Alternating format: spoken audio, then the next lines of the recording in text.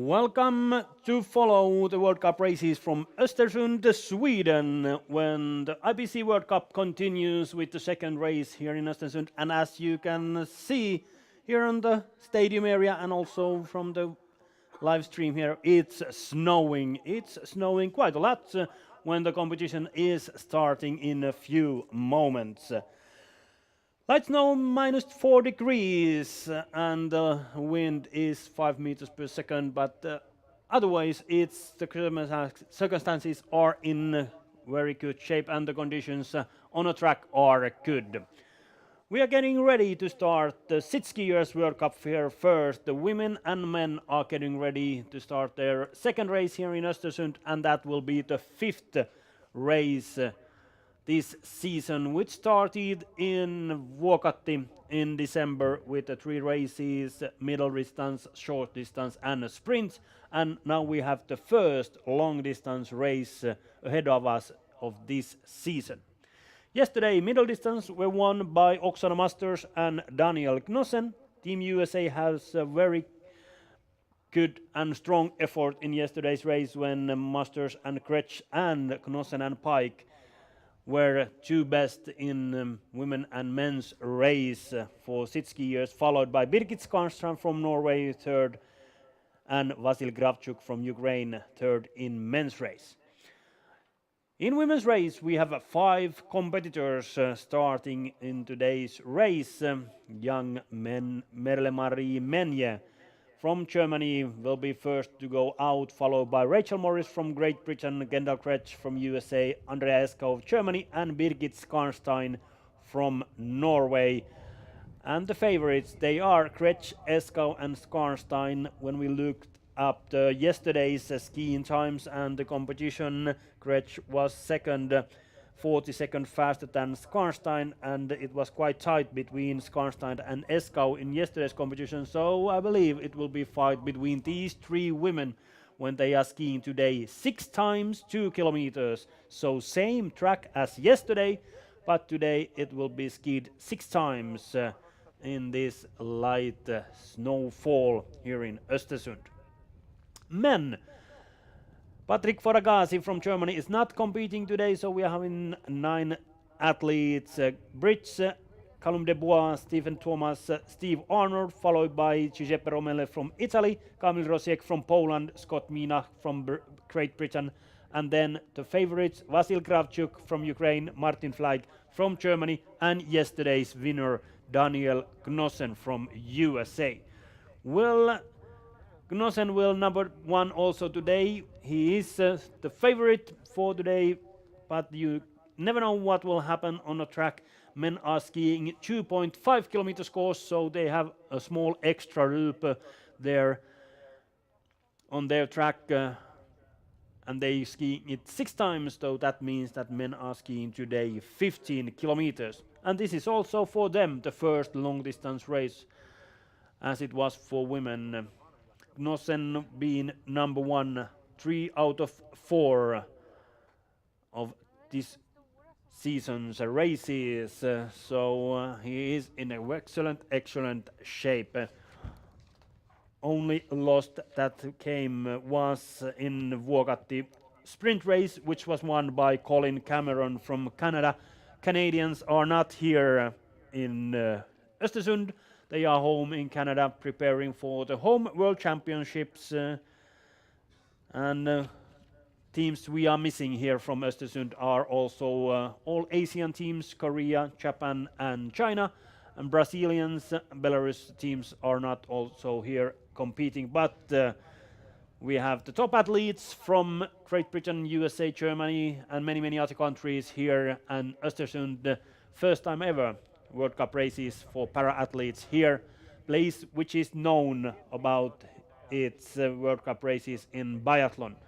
And at the moment here in the Östersund Biathlon Stadium, it's snowing when young Merle-Marie Menje from Germany is getting ready to start. Menje was yesterday 8th, 14 years old young athlete starting his World Cup season here in Östersund, and Menje on a course and today these 2 kilometers will be skied 6 times, so a very long competition ahead of her. Approximately we are waiting that the winning time will be there at 47 minutes, and that means that for Menje it will take today this race almost maybe 52-53 minutes in this quite heavy snowfall, which is getting tougher and tougher all the time. Menje starting, as you can see, quite flat here in the beginning, but there are also climbing on this track, which is for women 2 kilometers, and the maximum climb is 12 meters, and total climb on this 2 kilometers track is 47 meters, which is head of Rachel Morris from Great Britain also. Rachel yesterday 9th, and also trying to get her first World Cup points here from Östersund, and now Rachel on a course trying to catch up young German Menje, starting 1 minute in front of her, and also approximately if Rachel continues at the same pace as yesterday, she will be out on a track today a little bit over 50 minutes, so it's a tough race for the sit skiers today ahead of them. Then favorite, maybe favorite number 1 for today's race, starting Kendall Kretsch from USA. Kendall didn't compete in Vuokatti first middle distance race, but after that second, fourth, and yesterday second. And for today's race, she is one of the favorites. Yesterday's competition was excellent, and by the way, in Vuokatti she won all 3 biathlon races. And in biathlon we had one a little bit longer race there with 4 shootings and 12 kilometer skiing. So that means that Kendall Kretsch is in a good shape for also these long distance races. USA skier starting her competition.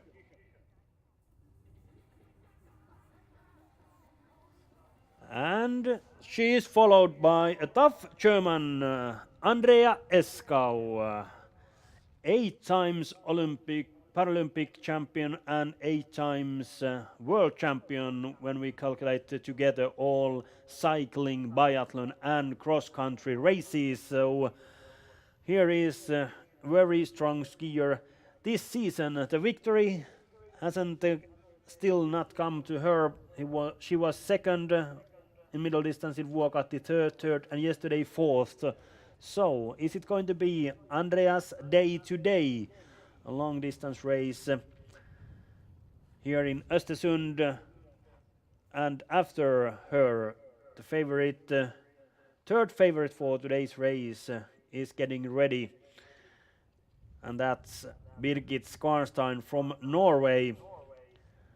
Birgit, who was third yesterday, if we look the results during this World Cup season, first, second and third, it's a little bit downwards, but we hope that today it upwards for the positions on the podium. This Oslo skier, Skarstein starting as the last woman in women's race.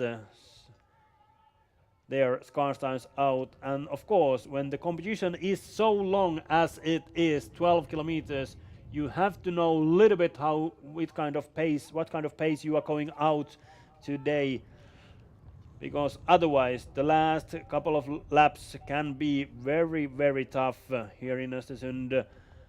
The track isn't easy, although it looks to be quite flat here in the beginning, but there are climbing totally 47 meters on a one loop, so that means that it's almost 200 meters climb, over 200 meters climb during this race. Men starting straight after women. Patrick Foragasi from Germany. Yesterday's competition, Foragasi was 9th. Isn't competing today, the German skier, so that means that the three Brits are going out first. Callum Dubois, Stephen Thomas and Steve Arnold. So first one to start, It Calum de Bois from Great Britain. Number 12 taking her position at the starting place, getting ready to start in 40 seconds. Young Brit is member of these newcomers in Great Britain's team, and when we then look at the teams here, so totally Brits have the biggest team in the sit skiers competition when we calculate the member of the athletes here. They are doing excellent work on a para skiing area in Great Britain. Calum de Bois from Great Britain yesterday 11th, 22 years old Brit starting, and he got the first World Cup points yesterday, so that means that he's eager to get some more on this long 15 kilometers long race.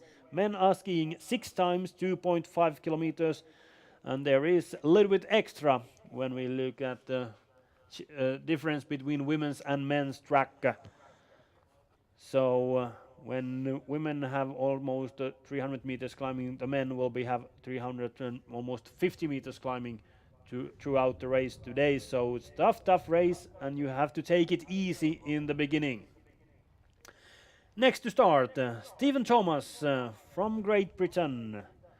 And yesterday Stephen had some unluck here in the end of the competition. Today we hope that Stephen has just good luck for today's race when we are calculating all the laps to be skied, and then after the last one entering the finish line, Stephen starts to chase up her landmate Calum de Bois there, and also Thomas 39 years old athlete from Fornholm, Great Britain, there on a course.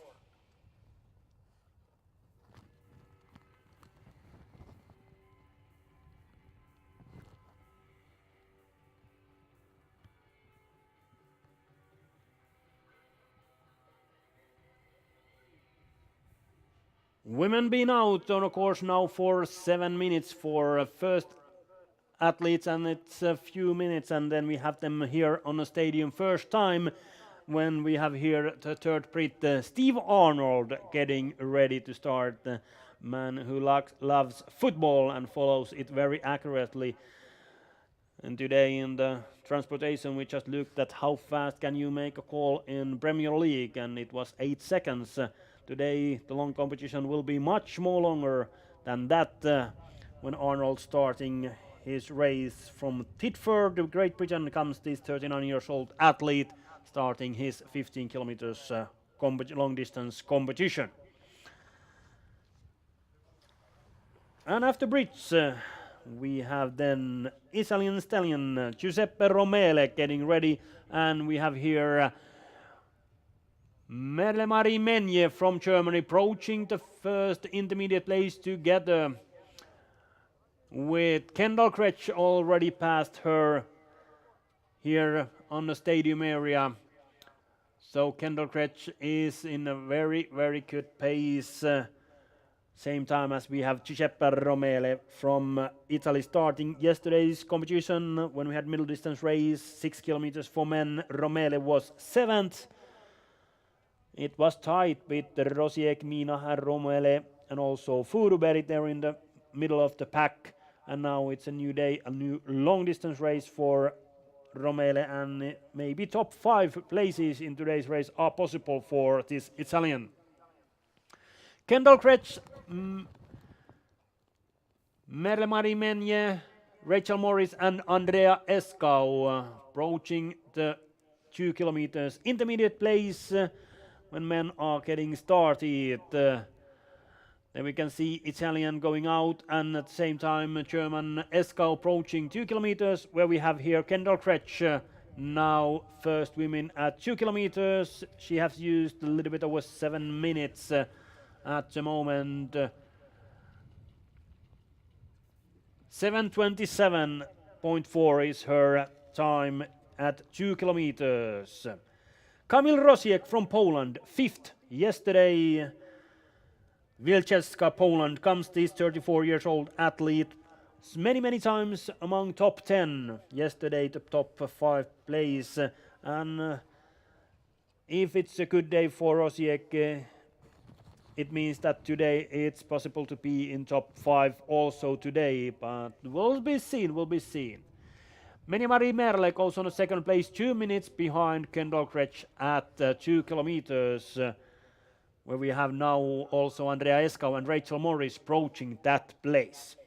And then Scott Mina from Great Britain and Gabrielert starting next. It was very tight between Mina and Rosiek yesterday.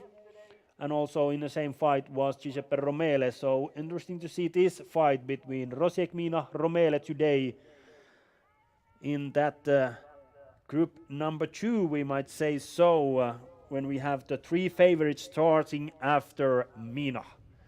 There goes Britt, and then Andrea Eskau coming to 2 kilometers. Eskau takes the second place, 12 seconds behind Kendall Kretsch. So quite tight at the moment, and then also Rachel Morris pushing there to 2 kilometers, and Rachel there just ahead of Menje going at the moment on the 3rd place. And then we wait for Birgit Skarstein to that intermediate place last starting Norwegian. In men's race we had 3 last starters. Yesterday's number 3, Vasil Kravchuk from Ukraine. 22 years old young athlete is getting ready, and it's been on the way up, 5th, 8th. Didn't compete in sprint in Vuokatti and 3rd yesterday, so also today wants to be on the podium. And Skarstein to 2 kilometers. Skarstein goes on a 2nd place, 9.6 seconds behind leading Kendall Kretsch. And then next man to start is Martin Fleig from Germany and Grundenfinger, 29 years old skier.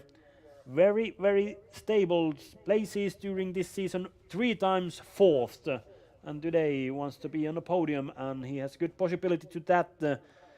On my papers I have the top 3 here: Kravchuk, Fleig, Nossen fighting for the podium places. And then we have the group 2, Romele, Rosiek, Mina. How is it going to be today when we have this men's 15 kilometers skid? Yesterday they used on 6 kilometers the best skiers real time, a little bit under 19 minutes. So it's going to be a long race ahead of men today. Martin Fleig on a course, and then we have one man standing, and that is the leader of World Cup, Daniel Gnossen from USA. And Gnossen has been very strong this season, winning 3 out of 4 World Cup races. Only sprint was won by Colin Cameron, and Taras Rad was 2nd and Gnossen 3rd in Vuokatti, but otherwise Gnossen has won both middle distance race and then the short distance race in Vuokatti. And now it's the time for the first long distance race. Gnossen going out and starting. So we have all men now on the course.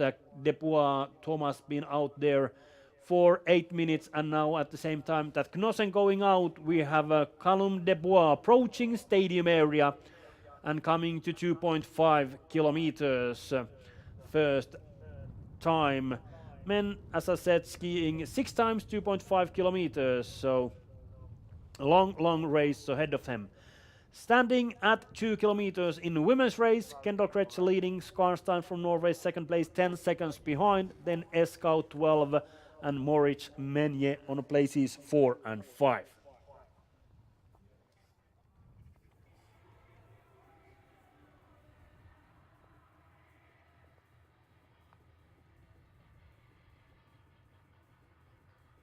And we have here Colum de Bois approaching 2.5 kilometers, started first and goes here in the lead. of the back. And interesting now to see Debois was yesterday third best Brit.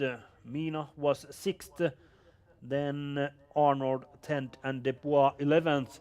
And young Brit wants to be better than that in today's race. Also Stephen Dome Thomas now approaching the stadium area.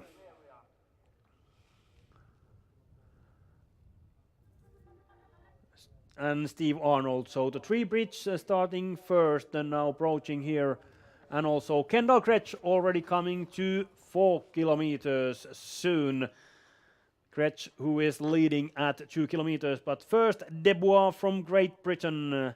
First man at 2.5 kilometers. And you have to take it easy here in the beginning. It's a long journey ahead of these men and women. These 15 kilometers sit skiers. And it's interesting, I have got the possibility tomorrow to try this sit skiing, so interesting to see can I stand on this sledge at all. That will be seen then tomorrow when we have a rest day.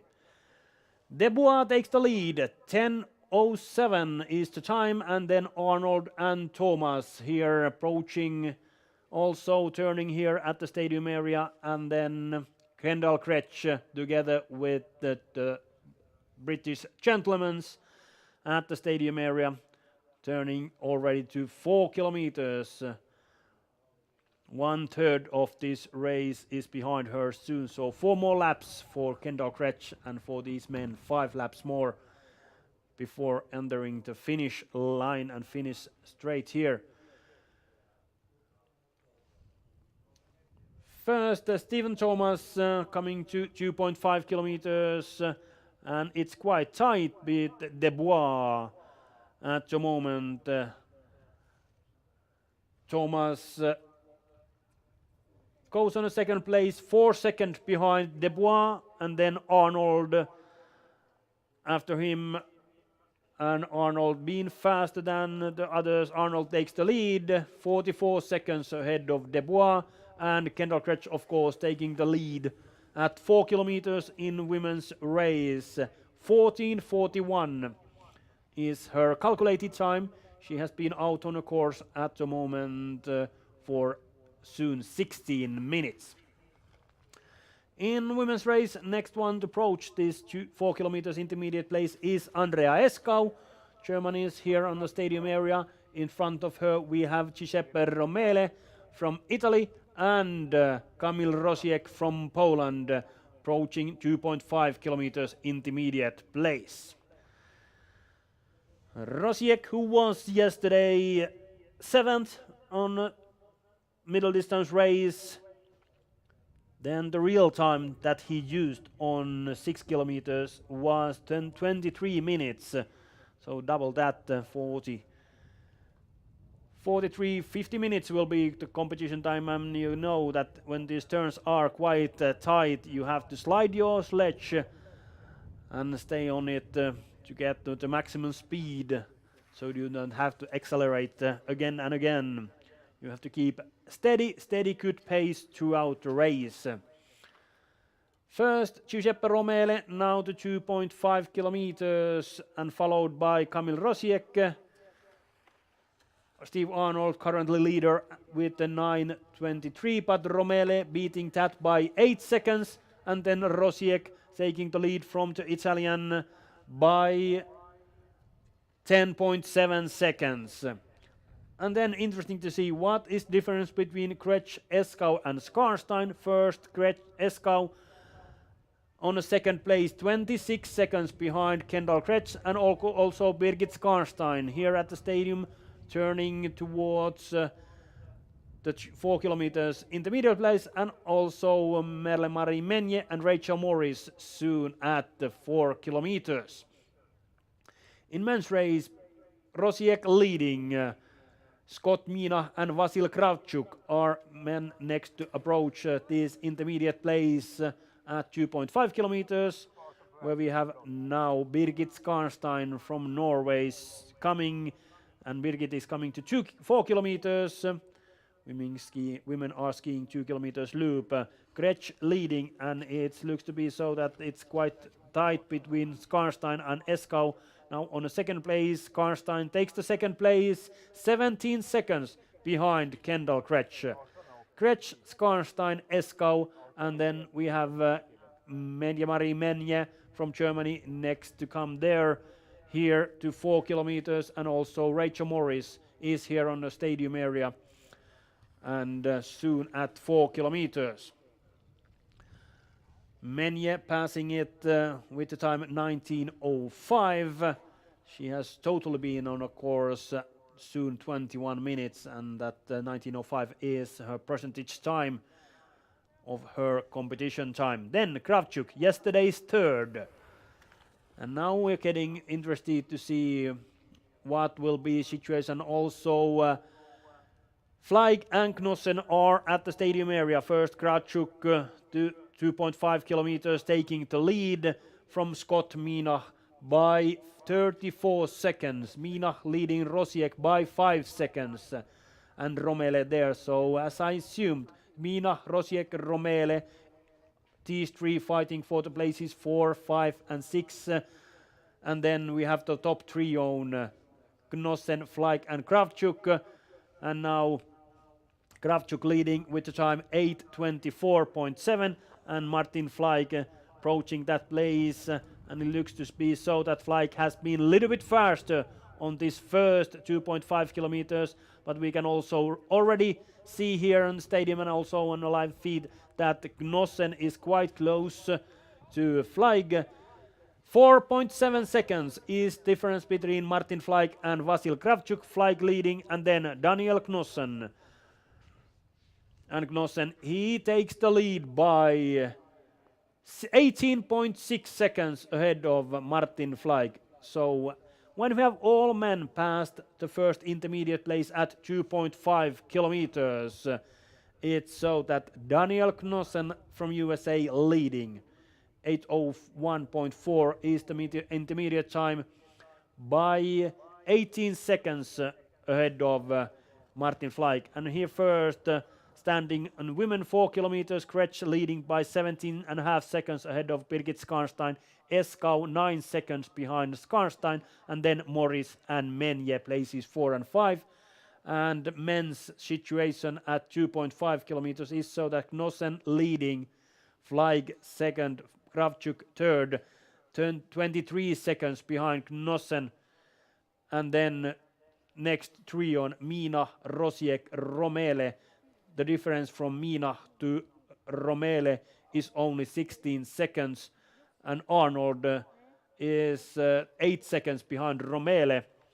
So there is a good fight from places 4 forward also, Minach, Rosiek, Romele, Arnold, and then followed by Debois and Thomas.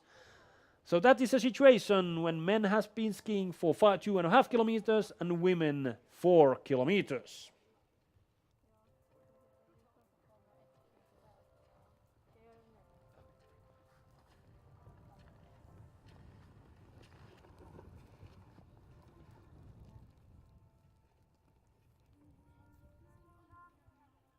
Now Kretsch are approaching halfway, 6 kilometers. And when we look at the time that she has been using, yesterday middle distance race real time for Kendall Kretsch was 14:06, and today at 4 kilometers the time was a little bit over that. So you have to start easier and easier. And now Kretsch coming already to 6 kilometers. Leading by 18 seconds ahead of Birgit Skarstein and 26 seconds ahead of Andrea Eskau at 4 kilometers. And excellent turn here at the stadium, and continuing, keeping the pace, although sliding there and taking her place back on the track, and then coming to 6 kilometers.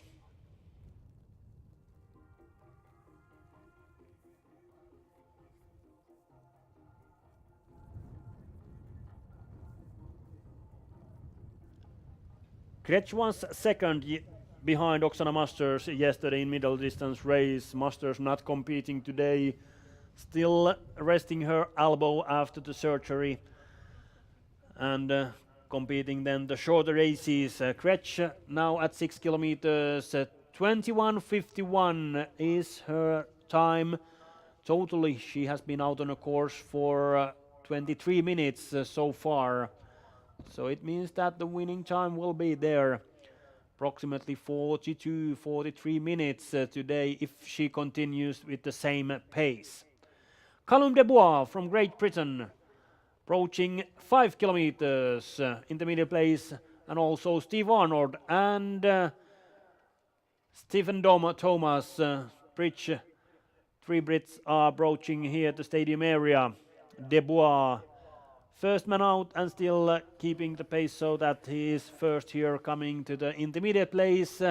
And Andrea Eskau approaching also 6 kilometers, so halfway in women's race. But first we have here Callum Dubois from Great Britain, been out on a course for 20 minutes so far. His percentage is 100, so it's easy to see what will be his time in today's race. And now at 5 kilometers he has used a little bit over 20 minutes, so if Dubois continues with the same pace, he will be out today for 1 hour on this 15k race. Hopefully he can a little bit increase the pace throughout the last laps. But what is the difference between the bridge when Steve Arnold is next to come to 5 kilometers? Arnold here, difference between Arnold and Dubois was a little bit over 40 seconds at 2.5 kilometers, and now Arnold takes the lead by 1 minute 27 seconds ahead of Dubois. And then Andrea Eskau approaching 6 kilometers, halfway. How is it with the difference between Kretsch and Eskau? It was 26 seconds at 4 kilometers, and now at 6 kilometers, difference between these two women is 41.5 seconds. So it looks to be so that Kendall Kretsch is gliding away from Andrea Eskau and Birgit Skarstein. We wait to see Skarstein here. She is turning towards the intermediate place, is there very soon. And what is the situation with Skarstein and Eskau? That is very interesting. Stephen Thomas goes on the third place, and difference between Dubois and Thomas is only 14 seconds, though they have a good fight between Callum Dubois and Stephen Thomas. And then Camille Rosiek, Giuseppe Romele, Scott Mina approaching there also. Birgit Skarstein at 6 kilometers, and now Skarstein is on a second place, and the difference is 11 seconds between Skarstein and Eskau and 30 seconds to Kendall Kretsch. So at the moment it looks to be so, as I said, the Kendall Kretsch gliding away from Skarstein and Eskau, and they have having a good fight about the second place. But still, 6 kilometers to ski, everything can happen. Camille Rosiek taking the lead. In men's race, Steve Arnold is 50 seconds behind Rosiek, and now interesting to see when Scott Mina and Giuseppe Romele are approaching that place. There was a good fight between these three men, places 4 to 6, and now Mina here at 5 kilometers. Romele going on a second place, 15 seconds behind the Rosiek, and then Mina taking the lead. Only 5 seconds, 4.6 seconds ahead of Rosiek, so very, very tight between Mina and Rosiek. And then we have trio, Kravchuk, Fleig, Knossen approaching here already, and soon Knossen has catch up Kravchuk. But we have to remember the percentages when Knossen is 100 and Kravchuk 93 and Fleig 95. So still interesting race ahead of us. First Kravchuk, then Knossen and Fleig at 5 kilometers in that order. And the situation was so that Knossen looks to be gliding away from Fleig and Kravchuk at that way, but it's very tight between Fleig and Kravchuk about the second place. First Ukrainian to 5 kilometers, and as you saw already, Daniel Knossen there straight behind him. Kravchuk takes the lead, but Knossen, of course, coming after him, taking the lead from the Ukrainian.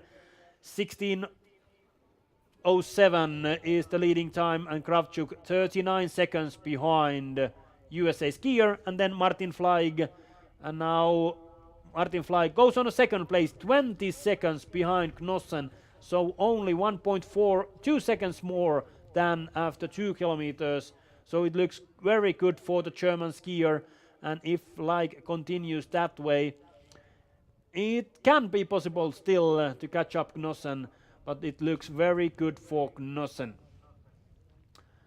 Women at 6 kilometers and standing there at 5 kilometers. Knossen, Fleig, Kravchuk in a fight for the podium places, and then this good fight between Mina, Rosiek, Romele about the places 4, 5 and 6.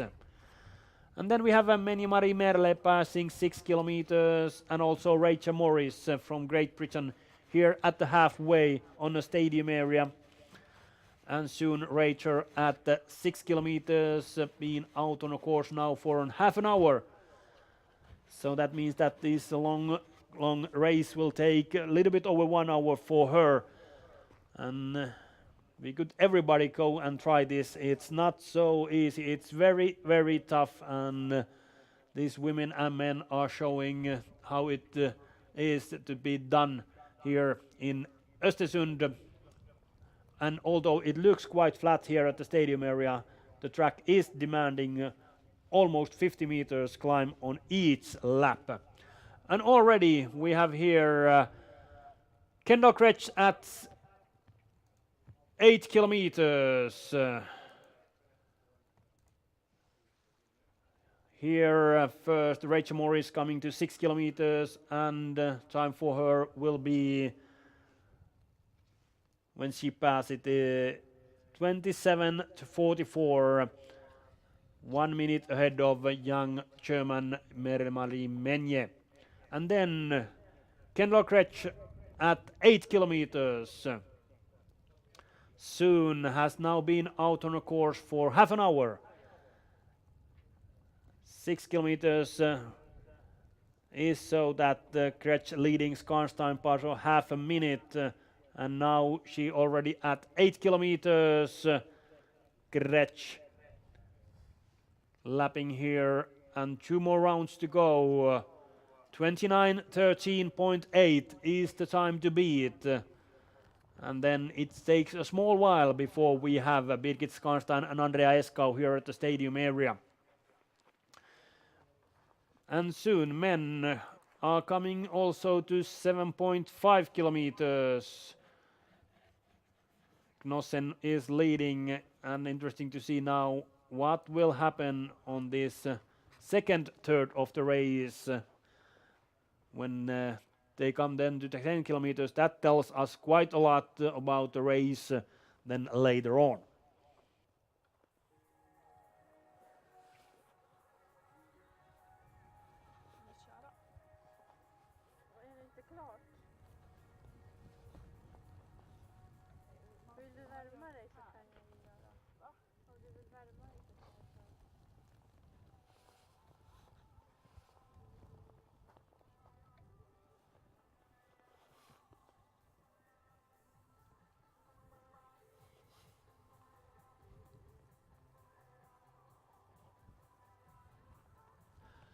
Andrea Eskau from Germany approaching here, 8 kilometers intermediate place. Kendall Kretsch leading with the time 29:13. The difference between Kretsch and Eskau was 40 seconds, but Skarnstein Eskau, it's only 11.5 seconds between these two competitors. It's always a tough fight on a track, but outside of the tracks, these are best mates there at the races, and often seen when they are at the finish. After the competition, it's just laughing and good feeling after the competition. But now when these women are on a track, it's very tough between them. And also Skarnstein broaching there. This intermediate play is and Eskau and Skarnstein, it's good to follow them racing. The percentages between the women, it's exactly the same. So at the moment it looks to so that Skarnstein is now increasing the pace, so she has catch up Eskau quite a lot during this fourth loop, and coming to 8 kilometers almost together are these two competitors. Eskau turning first, and only maybe 50 meters behind Eskau comes already Birgit Skarnstein, and the difference between Skretch and Skarnstein was 30 seconds at 6 kilometers. And men are coming at the same time to 7.5 kilometers. Callum Debois, Steve Arnold, and Kamil Rosiek at the stadium area. Andrea Eskau first to 8 kilometers.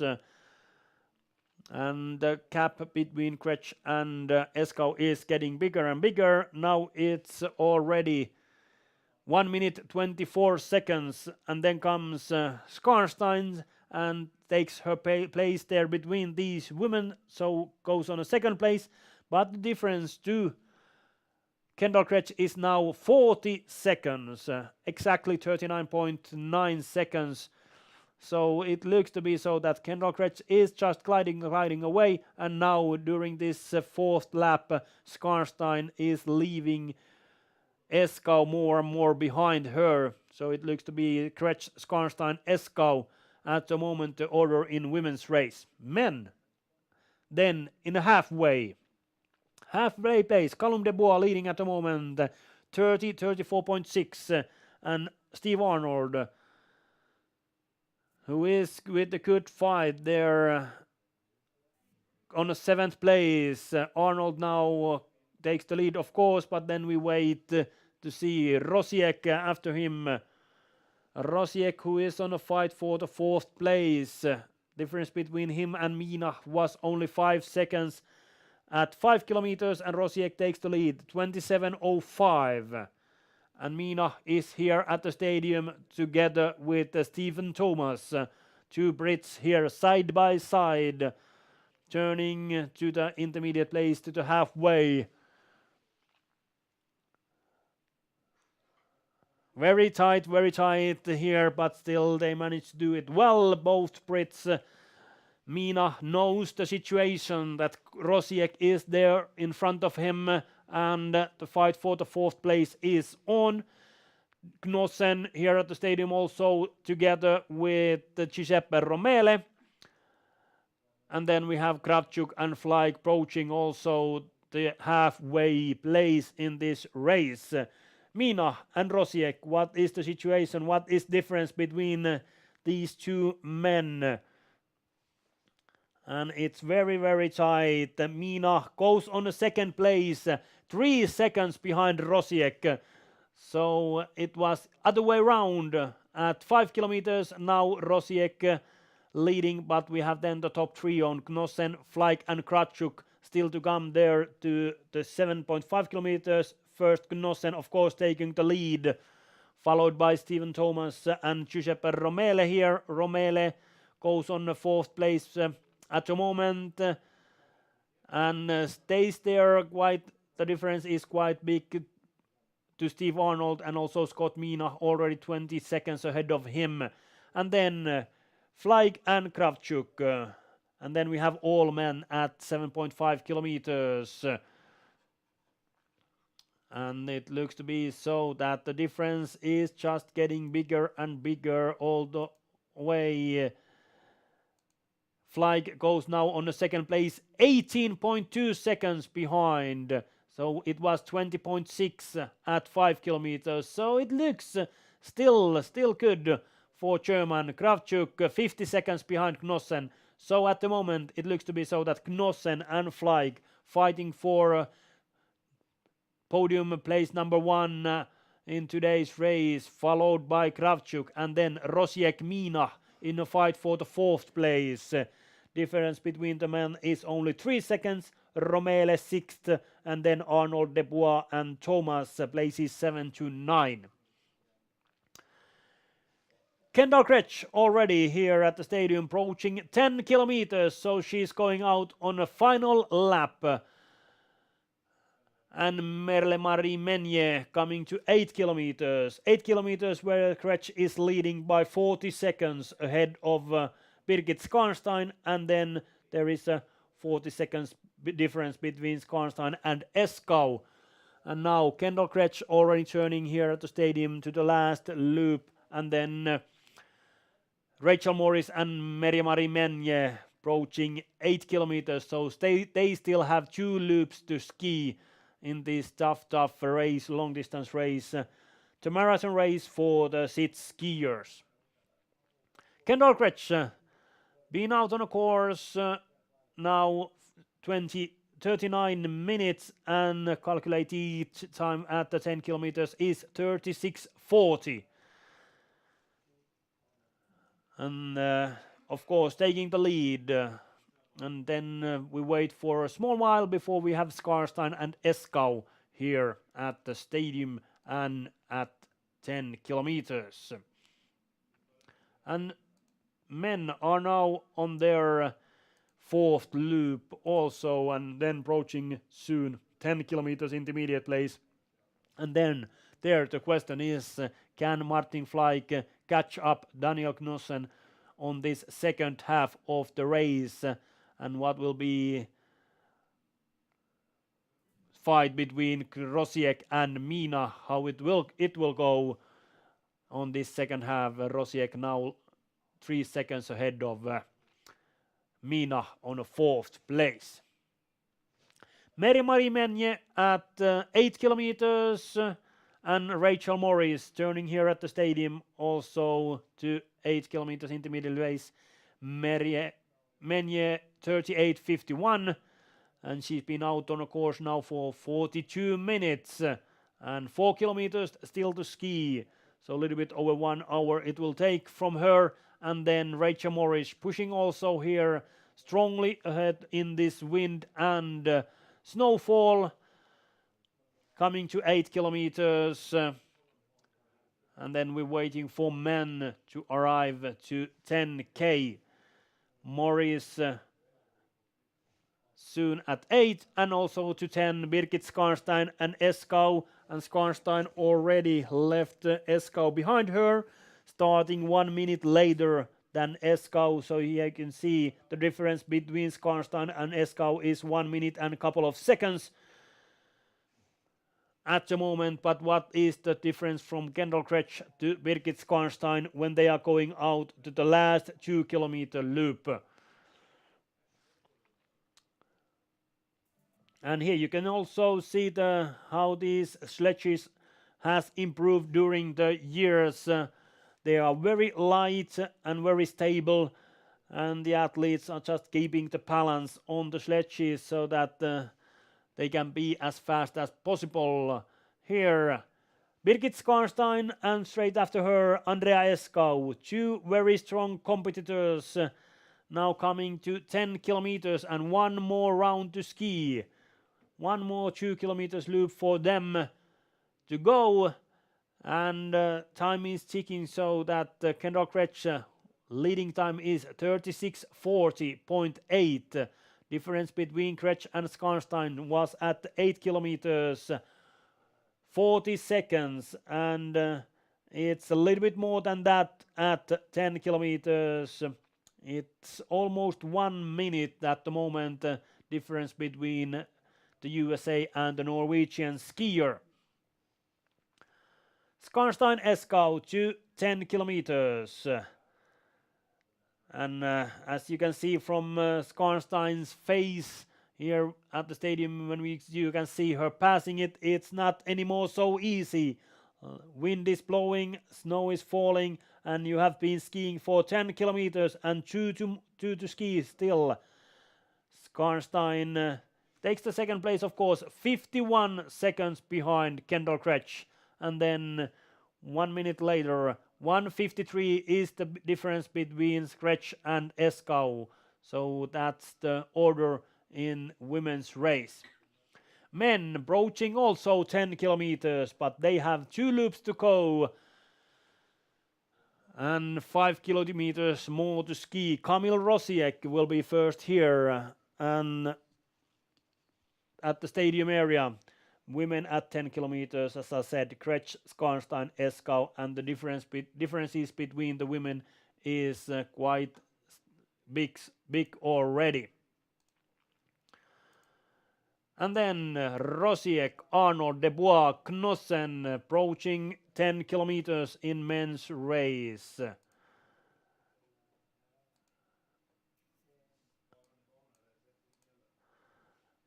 And now it's interesting to see Knossen and Fleig. How is that difference changing? It was 18 seconds at 7.5 kilometers. And also, what is the difference between Rosiek and Mina? Rosiek here first to come to 10 kilometers. Polish skier from Wieliczka. And he knows the situation, can a little bit see here at the stadium area how close is Mina and what is the difference between the men. Percentages between the men is exactly the same.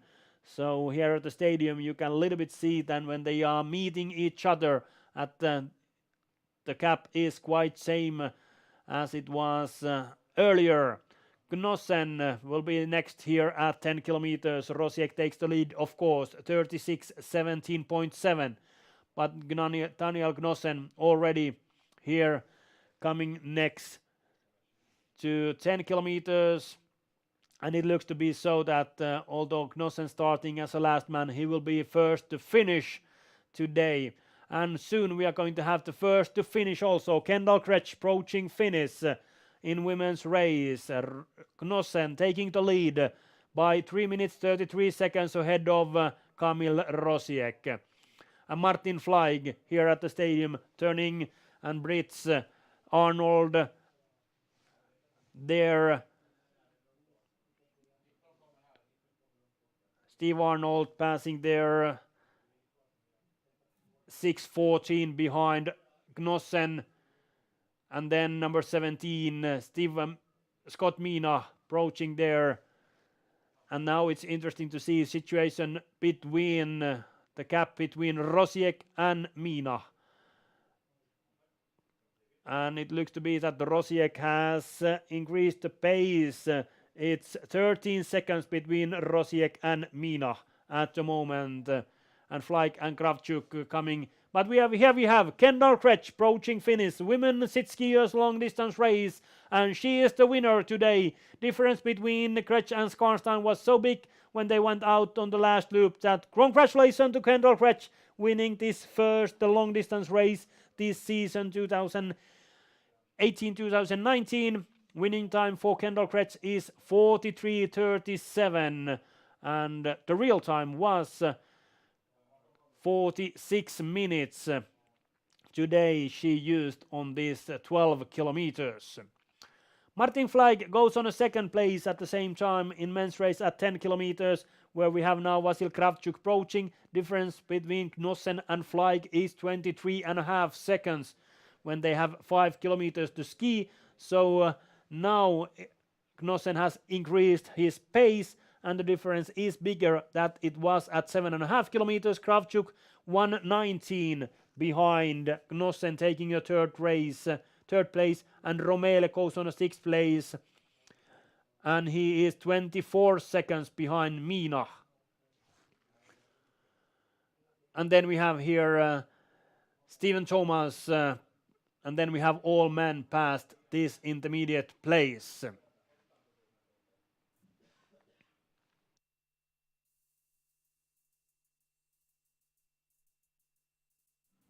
Thomas pushing in the wind and snowfall here in this tough 15k race. 10 kilometers behind him and 5 more to ski. He has been out on a course now for 42.5 minutes. So situation at the 10 kilometers in men's race is that Knossen leading, Fleig 23 seconds behind, Kravchuk, Rosiek, Mina, Romele, Arnold and Thomas, and also Callum Debois is there in that same group. Difference between Debois and Thomas was a half a minute, 40 seconds at 7.5 kilometers, so Debois' intermediate time is there, approximately 9 minutes behind leading Knossen.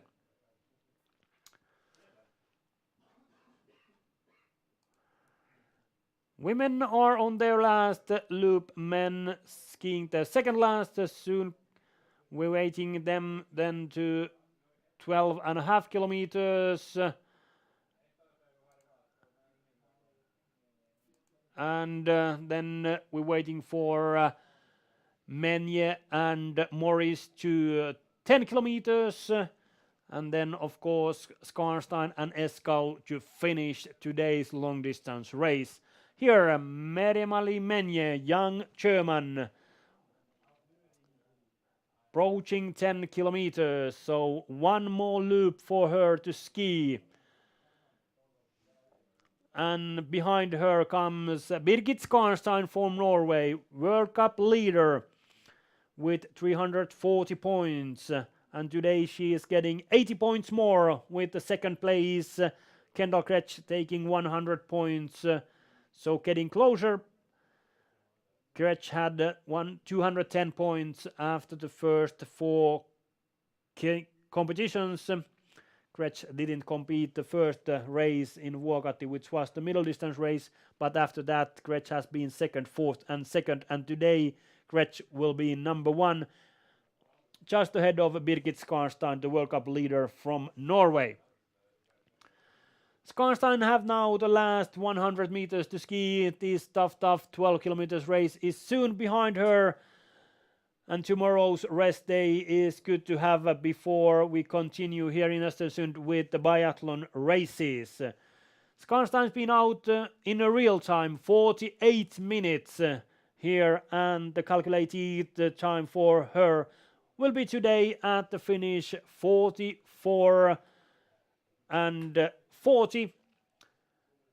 1 minute and 3 seconds behind Kendall Kretsch. And then Andrea Eskau from Germany coming there next and taking the third place in today's race behind Kendall Kretsch and Birgit Skarnstein. Also, she's been out there for 49 minutes today out on a course, and calculated time for her is 46:02. 2 minutes 25 seconds behind today's winner, Kendall Kretsch. Menje and Morris here at 10 kilometers. At the same time, we had the top 3 at the finish. They have still 2 kilometers to ski. Menje's time at 10 kilometers is 49:01, and now Rachel Morris soon there at 10 kilometers.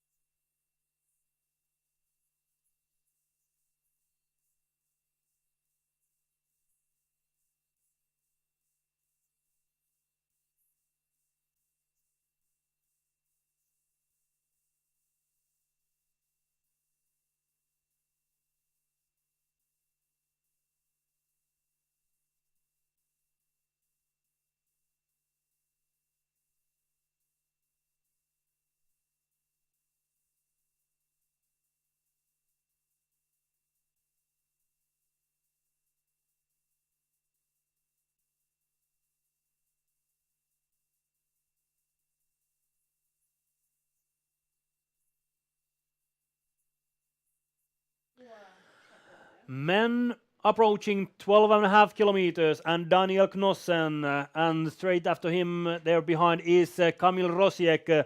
Rosiek is there now getting some help from Knossen there on the stadium area. Knossen, who is leading from start to 10 kilometers, leading all the way, and it looks to be that Knossen is gliding towards the victory also today. Only the sprint competition in Vuokatti, he was third behind Colin Cameron. And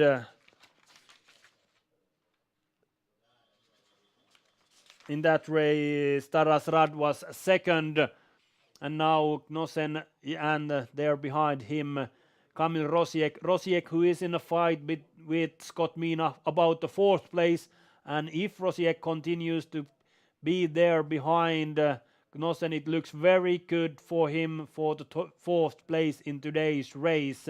Men at 12.5 kilometers, one more round to go. 2.5 kilometers. Knossen, of course, taking the lead. 41.33, 23.8, and Rosiek on the second place, but the difference is 4 minutes, and he is fighting for the fourth place. Martin Fleig, Scott Mina, two men who are fighting against these two men, Knossen and Fleig.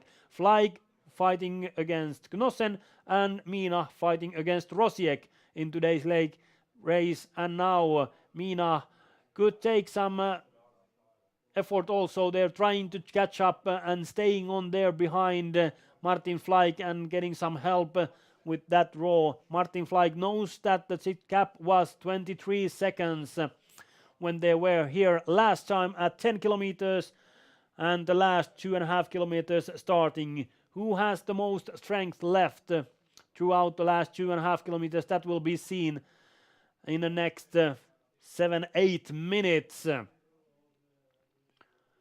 also we have here Steve Arnold approaching 12.5 kilometers and Callum Debois and Vasil Kravchuk. But first, Martin Fleig to 12.5 kilometers.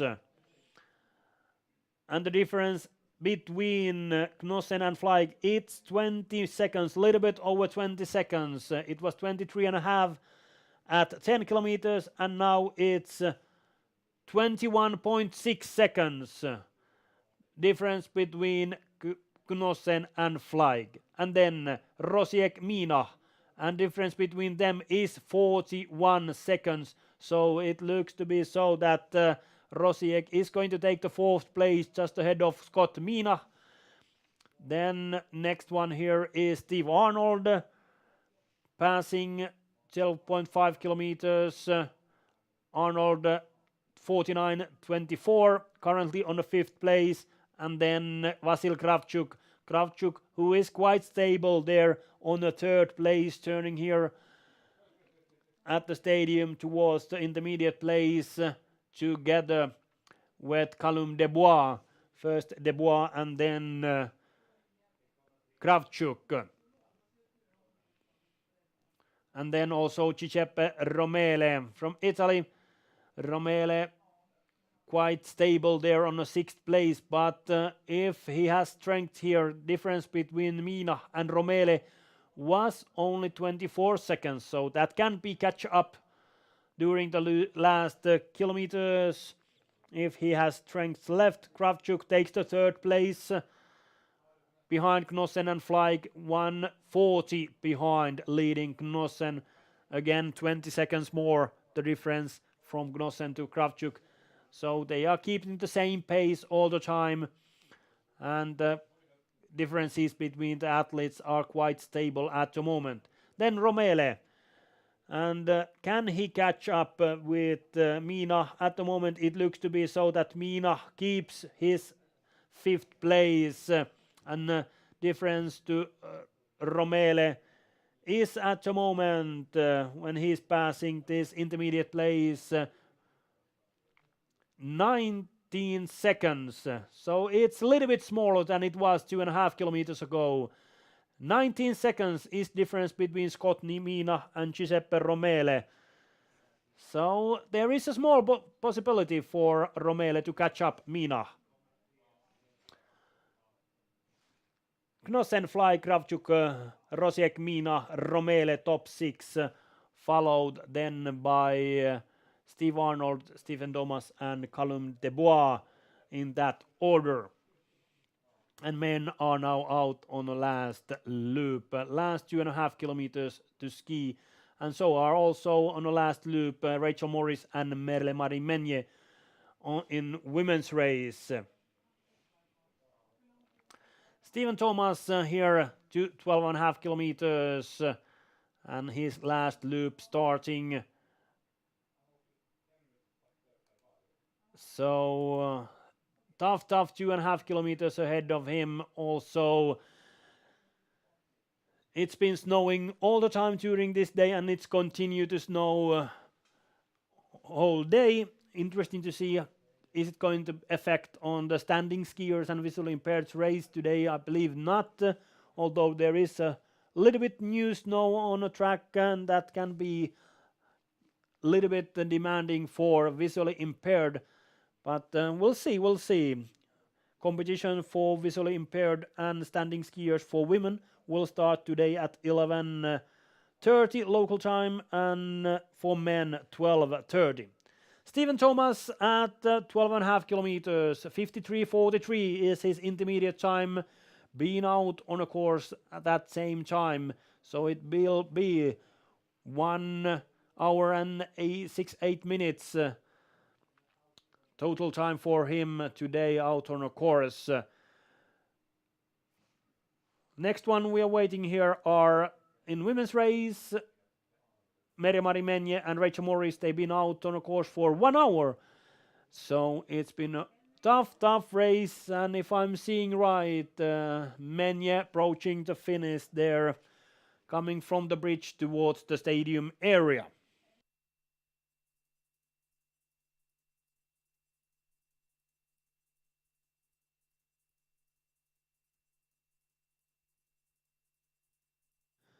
And remember, she is only 14 years old, a young athlete in her beginning of this para-Nordic athlete career.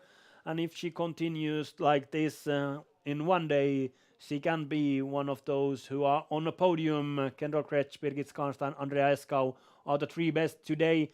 And Menje will be today. When we're looking the situation between Morris and Menje, Morris has been a little bit faster than Menje throughout the race today, so she will be fifth in this tough long distance race here in Östersund.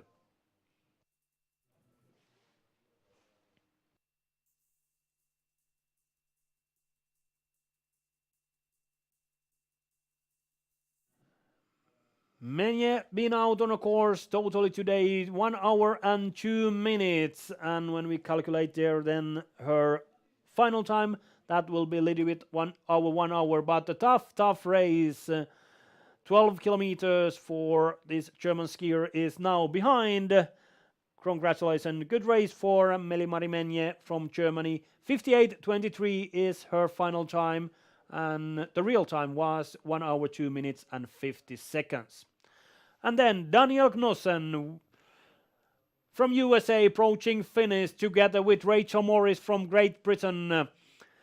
Rachel finishing her 12 kilometers race, and Knossen 15 kilometers for sit skiers men, and he knows that it's a good fight between him and Martin Fleig, but I believe it's going to be enough in today's race for the USA skier to take this season's fourth victory in World Cup here in Östersund. Daniel Knossen, USA, Danny Boy, winning, and the final time for Knossen 49:36.3. What a race! Good pace from start to finish. Knossen winning, and then also Rachel Morris here finishing today. Rachel 55:56.4, and the fourth place for Brit skier, and real time for Rachel was 1 hour and 3 minutes, so a tough race for her. Kamil Rosiek approaching finish, the Polish skier, and he's going to be fourth today. Knossen, Fleig, Kravchuk are faster than him, but he's been fastest of this second group. Rosiek, Mina, Romele. So Rosiek taking the fourth place, and that is the best place for him in World Cup so far this season. Congratulations, Kamil. Good race. 54:27 is final time for Kamil Rosiek. And then Martin Fleig, and he has the last 300 meters to come to finish, and time is ticking so that the difference between him and Daniel Knossen was 20 seconds 2.5 kilometers ago, and it will be so also in the finish that Flag will be taking the second place in this tough long distance race here in Östersund.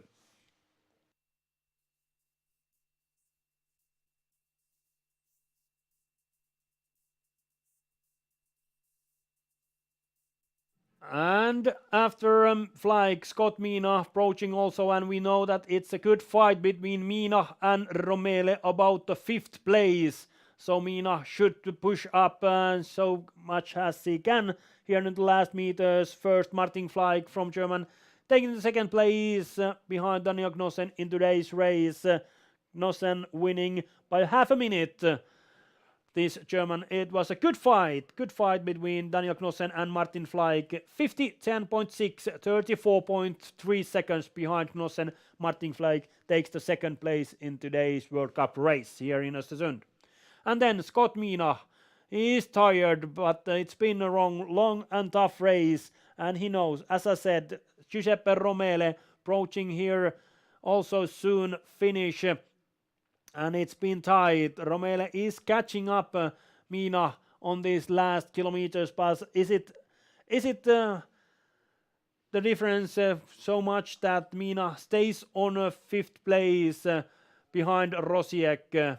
Takes of course now the 4th place at the finish. 55:23.7 is the time for Scott Mina, and then we have Steve Arnold and Vasil Kravchuk next to come. Arnold, who is going to be 7th today in today's race, and then Kravchuk, who is going to be on a podium 3rd today as he was yesterday behind Daniel Knossen and Aaron Pike. First, Steve Arnold from Great Britain, man who loves football and follows it very well much, comes here and finishing currently on a 5th place. Little bit under 1 hour he's been out on a course, and the time is 59:15.6. And then Vasil Kravchuk from Ukraine taking the 3rd place today, 1 minute 56 seconds behind Daniel Knossen. Knossen, Fleig, Kravchuk is the top 3, and then Rosiek, Mina, Arnold, and then Romele, Debois next to finish. Debois here first, and then comes the Italian as fast as he can. He knows that it's maybe possible to catch up Scott Mina, but we have to see these last 200 meters still to come. Italian is coming as fast as he can, he knows it. And here first the young Brit skier Callum Debois being out on a course for 1 hour and 2 minutes now. So very good at strong skiing from him, and you can see that he is tired, but he has given everything on the course here in Östersund, finishing here today on 8th place, currently on a 7th place, 8th or 9th today. And then Giuseppe Romele from Italy. And now we can see and follow what's the situation between Romele and Mina. It's very tight. Mina time goes right there. So that was the difference between Mina and Romele. If we look the right, and he takes the 6th place, only 10 seconds behind Scott Mina. So very close was it. But today, Camille Rosiek 4th, Scott Mina 6th, and Giuseppe Romele from Italy is 7th. And then Steve Arnold, Callum Debois, and Stephen Thomas still on a course, soon coming to finish. And we have here now 15 minutes before women standing skiers are starting their race, 13.2 kilometers. And here we could see the results from women's and men's race. Officer results from women's race. Kendall Kretsch for USA winning today 43:37. Birgit Skarnstein from Norway 1 minute 3 seconds, and behind her on the 2nd place Andrea Eska from Germany 3rd, Rachel Morris 4th, and Merle Marie Menje from Germany today 5th. And the flowering ceremony here at the stadium area will be very soon, also at 11:30, at the same time when the start of the standing skiers will be going on. So standing skiers are getting ready here at the stadium area, warming up for their race. And now, of course, this snowfall has made the track even harder than it is. Women are skiing 3 times 4.4 kilometers, so that means 13.2 kilometers. And Vilde Nielsen is favorite number 1. Vilde has won all 4 competitions on this season, but Alexandra Kononova is very good when we are now skating. So interesting to see what will be the difference between these women. It was very tight already in Finland with the short distance race when it was skate, and also when we look at the biathlon races from Finland in Vuokatti, where we started the season in December. Kononova won all 3 races, and Nielsen was second in two of them. So I believe in women standing race we are going to see very tough fight between Kononova and Nielsen, and also Lyashenko Patenkova Bauman can have her own voice to say there in that fight. But now first, Stephen Thomas from Great Britain pushing out the last meters of his race along 15 kilometers behind, and still has the strength to push the last meters as hard as he can. Been out on a course for 1 hour and 4 minutes. So a tough race behind him. And for Arnold, that is for Thomas, that is also his accurate time when the percentage is exactly 100 for him. So a tough 15 kilometers race behind Stephen Thomas from Great Britain. It's going to be 9th today, few minutes behind Callum Dubois, and he knows that from step by step he can close up the landmates and also the top athletes in this sit skiers competition. Gnossen, Flyke, Kravchuk, Rosiek, Mina, Romele, Arnold, Dubois, and now Thomas finishing this tough race here in Östersund, 15 kilometers. Sit skiers, and time for Thomas 1 hour 5 minutes and 32 seconds. So sit skiers has completed their races. Gretsch and Gnossen winners today. And the official results from men's race: Daniel Kosen, Martin Flyke, Vasil Kravchuk. Like we a little bit saw before, are on the places 1 to 3. Kamil Rosiek 4th, Scott Minak 5th, and Giuseppe Romele 6th, just ahead of the bridge Arnold, Dubois, and Thomas. So now we have here a 12 minutes break and 11 minutes break before the competitions continue. Here in Östersund, women standing skiers are starting their race at 11:29 when Grace Miller from USA will be first out on the course. And as I said, women are skiing 4.4 kilometers course and 3 times that. Also visually impaired women starting their race straight after standing skiers. Adriana Kapuste from Ukraine will be first out at 11:37. Now we have a small break here from announcer booth, and we come back on voice in 5 minutes.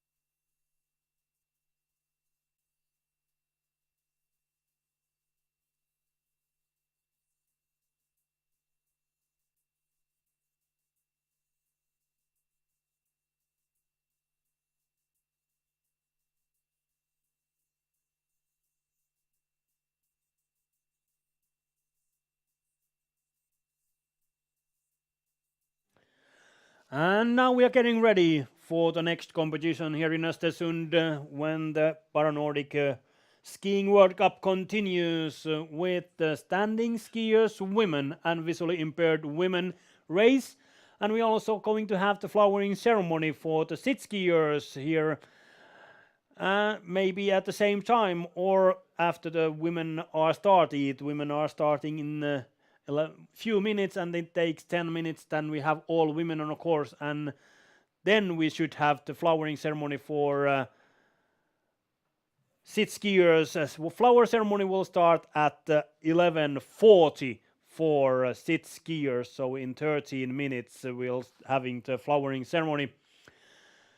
My name is Mikko Reitti. It's nice to be here in Östersund, and hopefully you are enjoying also your time there in home sofas all around the world following these IPC races here from Östersund. It's a little bit windy and snowy, as you can see here and feel here in the stadium, and also see it on the feed here from competition center. Light snow, temperature -4 degrees. Wind is 5 meters per second, and now it's been packing this new snow on the track, and in the turns it can be a little bit demanding, at least for the visually impaired skiers and also those skiers who are skiing with the prosthetics. So now we'll see what will be happening here today. Hopefully everything goes well when women are starting race, when a young Grace Miller from USA is first to go out on a women's course, which is 4.4 kilometers, and they are skiing it 3 times. So that way it's 13.2 kilometers today's race, which is normally 15 kilometers.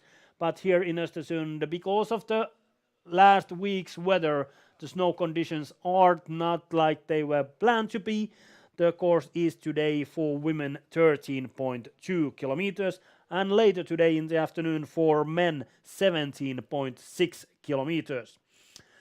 Grace Miller, USA skier, out on a course and up on the first uphill, and she is then followed by the young Swede Louise Perottosdotter from Sweden, and Lima is next to start, and Louise has now few seconds before her starting time is, and it goes there, so Louise can start her race immediately. She gets the sticks on her, and then Ivetta Farron starting her competition here in Östersund in a few seconds also. So Perottosdotter a little bit late here at the starting place, but getting ready, and of course it's still a long competition ahead of her, 13.2 kilometers. And then Ivetta Farron from Poland didn't compete yesterday. Young 19 years old skier from Poland. Best result from this season is from Vuokatti from biathlon competition, when she was once third. Otherwise, the competitions have been so that Farron has been there among top 12 places, and now Farron starting there together with Ingemarsdotter starting her race also. Then we have after Farron, which this skate is much more better than the classic. We have 4 tough Ukrainians starting their race. Bodana Konachuk, Alexandra Kodunova, Yulia Patenkova-Bauman, and Lyudmila Lyashenko.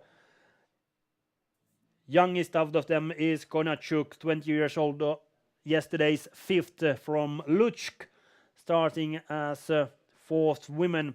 A 3rd woman today is on the course, and also for her, this skate is a little bit better than the classic. Konachuk getting ready. Yesterday she was 5th. Only Nielsen, Batenkova, Bauman, Kononova, and Lyashenko were faster than she, and now she's going out. And this skate can be quite different than we had yesterday's middle distance classic race. Although this wind here at the stadium area can affect quite a lot in today's race, and also the snowfall, which has packed the snow there on a few corners of today's race. Bonana Konachuk climbing up the first uphill, and then one of the favorites for today's race, Alexandra Kononova from Ukraine. This year, 3 times third and fifth in Vuokatti sprint, but remarkable is that she won all 3 races in Vuokatti in biathlon. So this skating is much more better for her than is the classic style. Lives in Bravary in Ukraine and goes out, and as you can see, it's very strong, her skating, and is of course one of the favorite. Yesterday's third is eager to fight of victory together with Vilde Nielsen, who has won all 4 races so far, and Nielsen starting today 3 minutes after Kononova. But before Nielsen, we have 2 more Ukrainians. Yulia Patenkova-Bauman was second yesterday, lives in Kiev, and many years already competing in a good level in the World Cup. And this season, second, sixth, didn't compete the sprint in Vuokatti, and yesterday middle distance race second place after Vilde Nielsen. So she is eager to climb back on the podium also today, Yulia Patenkova-Bauman.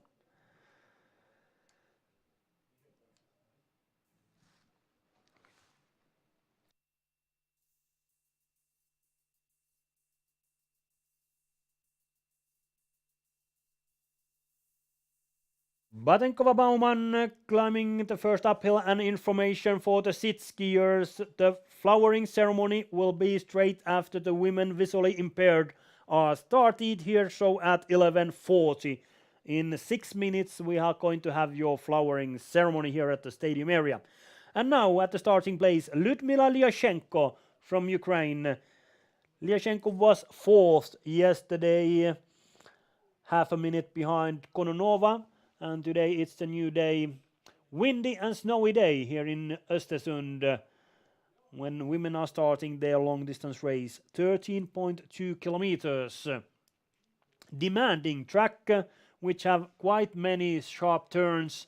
You have seen those in many broadcasts here from Östersund when you have probably followed the World Cup in biathlon from here, and later this year, in the beginning of March, the World Championships in biathlon will be held here in Östersund. But now the top athletes, para-athletes, are here and fighting for the World Cup points. And in a few years, we are going to have the World Championships here in Östersund. And then, unbeatable, Vilde Nielsen so far this season. 4 competitions and 4 victories. As this Tromsø girl made 18 years. She had the birthday yesterday, and today she continues to chase and be in the podium, and she is one to beat in today's race. Starting there, and I believe it's going to be Vilde Nielsen against the Ukrainians in today's race. And how it's going to be, that will be seen after 3 4.4 kilometers loops. Before the race, if we look the races before, it's maybe Nielsen against Kononova. And then visually impaired women are starting also their race. Today, Adriana Kapustei, Klara Gluk, Oksana Shushkova and Karina Edlinger are competing. Yesterday's race, Edlinger won, Shushkova was second, and nice to have also today Gluk and Kapustei competing. Kapustei started her season in December in Vuokatti. She is only 16 years old, young athlete from Mukachevo from Ukraine. And there she goes out And we are getting ready also for the flowering ceremony. After we have Karakluk, Oksana Shuskova and Karina Edlinger starting their race in 3 minutes, the flower ceremony for sit skiers. Kapustei guided by Nazar Stefurak, first out on a course, and this might be quite demanding course for the visually impaired because there are sharp turns. Klara Glug and her guide Martin Hartl are next to go out on a course. 24 years young athlete from Munich. In Vuokatti, she only competed in biathlon, was number one in the first ever chase start or must start race. There competed and 2 times second behind Shuskova. So interesting race, and now Gluck starting her race. And then maybe the favorites are after her, Shuskova and Edlinger. And now Klara Gluck, Martin Hartel out on a course. And this skating is better style for Glug, which also is a good start for this cross-country season for her. And then Oksana Shuskova, Vitali Kasagov as her guide, next to start yesterday's second behind Karina Edlinger, but this skating is much more better for her. It was very tight in Vuokatti, and Shuskova won the only skate race there, which was the short distance race ahead of Edlinger. Otherwise, the Edlinger was number one in Vuokatti in those 2 races. And also yesterday, Edlinger was faster when we had classic middle distance race here in Östersund. But now, Oksana Shuskova, Vitali Kasagov going out on their competition. And then we have 1 warm moment to start. World Cup leader with 380 points, 40 points ahead of Oksana Shuskova, Karina Edlinger and Florian Seindwald as her guide are getting ready. Windy, snowy conditions here in Östersund. Edlinger starting her race in a few seconds. Lives here in Östersund, so she knows the tracks quite well. Although yesterday's track wasn't the track she's been skiing here many times, but maybe this track is, so she a little bit knows how the curves are going. And there Edlinger and guide Florian Seindwall starting the race. And on the paper, it's a little bit fight between Edlinger, Shuskova and Gluck in today's race. And then we are getting ready for the flowering ceremony for the sit skiers. Flowering ceremony for the sit skiers here at the stadium area after the long distance competition. And we start with the women 12 kilometers. Everything is ready for the flower ceremony. World Para-Nordic skiing and women sit skiers long distance competition. Winner today, Kendall Crutch, USA. Winning time today, 43:37.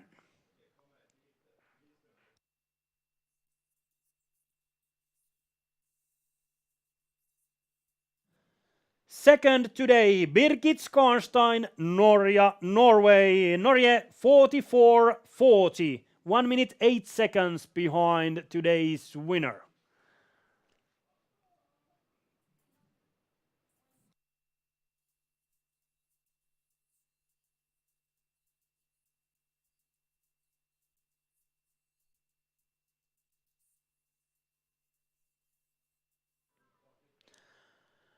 And third today, Andrea Eskau from Germany.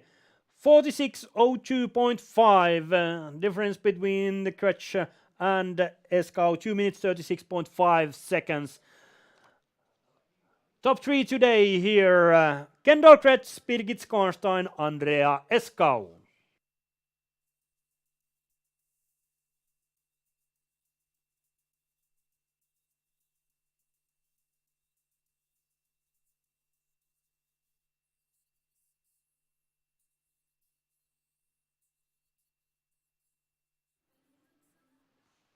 Although it's snowing and windy here and competitors has been waiting for this flowering ceremony, they are still smiling, always so happy athletes here in para competitions. Here we had top 3 in women's race, and we continue the flowering ceremony then with the men's race. Favorite was number 1 also today, men middle long distance competition for sit skiers for Nordic Para Skiing World Cup here in Östersund. Winner Daniel Knossen, USA.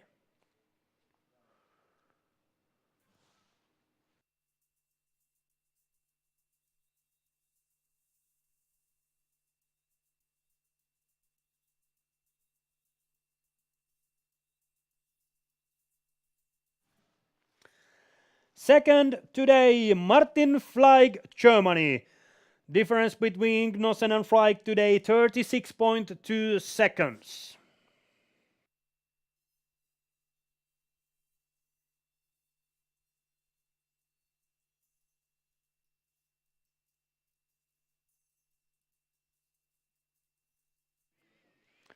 And third today as yesterday, Vasil Kravchuk, Ukraine. 2 minutes 4 seconds behind today's winner, Daniel Knossen.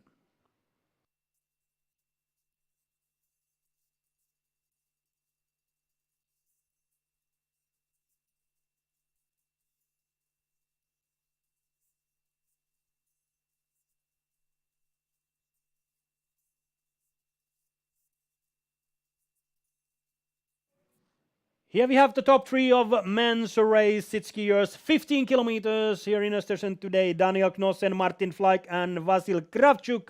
Tomorrow will be a rest day for them, and then on Tuesday they will be competing again with a biathlon race in the evening starting at 4 o'clock local time here in Östersund. So next time you are seeing these men in action is on Tuesday when the biathlon race for sit skiers, men 7.5 kilometers, women 6 kilometers is ahead of them. And now competition is on. We have standing skiers, women and visually impaired women on a course. 4.4 kilometers is the length of the track, and they are skiing it 3 times. And later today, men will start their race at 12:30, and men will be skiing this track by then 4 times. That means that men's competition will be 17.6 kilometers. And here from stadium you can see the first skiers are here at the close to stadium area. They are still skiing the last loop to Akkura, Hotel Akkura, and then coming back to the stadium. Their first skiers gliding down and then heading back to the stadium area. Grace Miller went out first, and there we can see her climbing the last uphill and soon gliding down to stadium. Grace is turning there, and she is followed already by Iveta Faron, the Polish skier who started 2 minutes later than Miller. First, Grace Miller from USA, here gliding to the stadium area, and then Faron, Konachuk, Kononova already approaching the stadium area, and then also soon the Swede Louise Perottosdotter. And women, as I said, are skiing 3 times this 4.4 kilometer long course. They have been now used. Miller 17.5 minutes, and then Kononova next to arrive 14.5 minutes on a 1 round. So approximately 45 minutes, a little bit under, will be time that they used in today's race. First Miller, then Bui, Kononova, Konachuk are here at the stadium area, and soon at the 4.4 kilometers intermediate place. And as we here thought a little bit before the competition, it might be a fight between Alexandra Kononova competing with the competition number 34, and then Vilde Nielsen, starting 3 minutes later than Kononova. Competition number 37. First at 4.4 kilometers, young 19 years old skier from USA, Grace Miller, 17:51, and then Iveta Faron passing it there. Faron is 1:49 faster, but then comes already Kononova and taking the lead, of course. 14:13 is time for Kononova.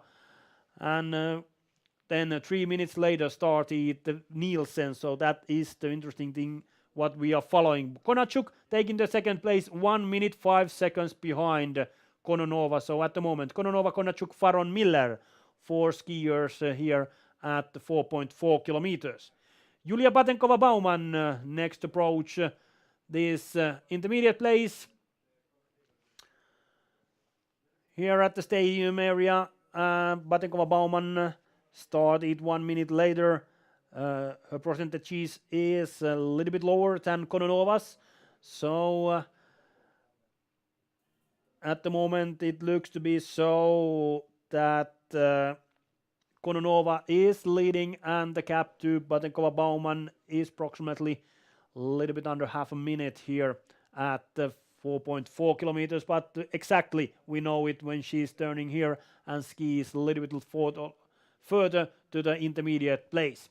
Also Lyudmila Lyashenko, yesterday's fourth, is approaching here, and she was second fastest in Finland in Vuokatti when we competed last time. Skate race, that was a short distance race. It was quite tight then in that race between Vilde Nielsen and Lyashenko.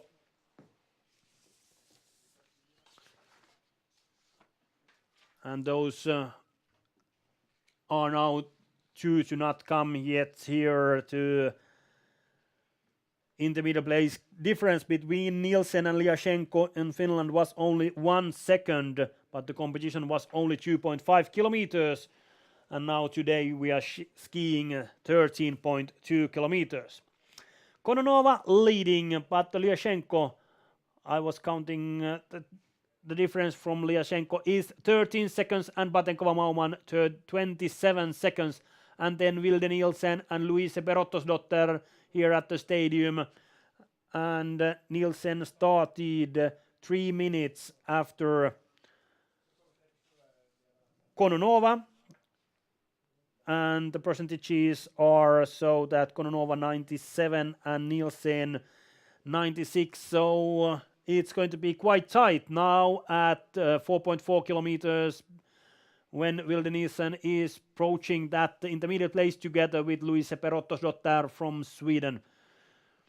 Kononova leading, 14:30 is her time, and Nielsen being now out on a course 14:50. But remember, we have to count the seconds here, but it looks to be that Kononova is leading at 4.4 kilometers with the small margin. It's not many seconds, but Kononova leading, Nielsen taking the second place. Difference is 10.1 second. Kononova, Nielsen, Lyashenko, Batenkova-Baumann, Konachuk, Faron, Miller, and now Perottosdotter also at the intermediate place at 4.4 kilometers. And she is there in a time 18:56. And 1 minute behind Grace Miller, and that is that 1 minute she missed at the start today. So otherwise it could be quite tight between Miller and Perottosdotter. Kononova leads, Nielsen 10 seconds, Lyashenko 13 behind, leading Kononova.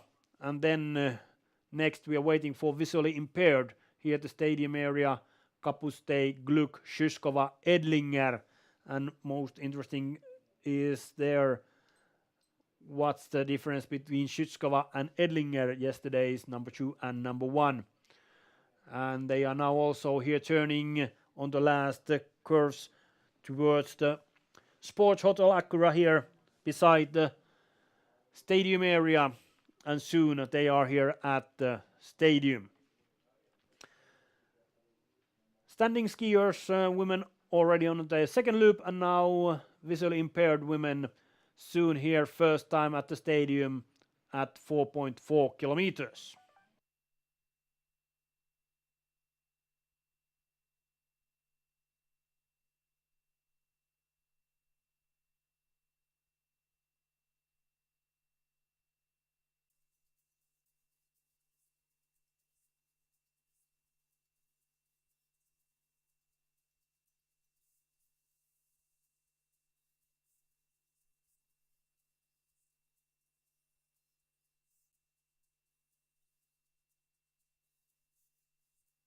And as you can see, they are now approaching the stadium area. First visually impaired women, and it looks to be Oksana Shuskova first here at the stadium area. These last curves here, and then turning back to the stadium. Shuskova guided by Vitaly Kazakov. And here is the difference between the women, so that the Shuskova is B2 athlete, percentage 99, and then Edlinger, Gluck, Austrian and German skiers, they are B1 skiers, so 88% is their percentage. Now Kapustei and Gluck there, and Edlinger then heading towards Akkura, and then passing this arena. Here we have Shuskova and guide Kazakov turning here at the stadium area. Vitaly giving the instructions for Oksana on the course, which is quite demanding and also physical course here in Östersund when they are getting up and down during this area here beside the skiing stadium, and also the downhill there behind the arena is quite demanding. Then behind Shuskova, Adriana Kapustei and Kara Gluck. Nazar Stefurak working as Kapustei's guide, and then Martin Hartl with Gluck. Shuskova intermediate time is 15:28.9. And at the same time, duo Kapustei Gluck approaching also this intermediate place. And yesterday's winner, Karina Edlinger and Florian Seinwald, last turns and then the last downhill to the stadium.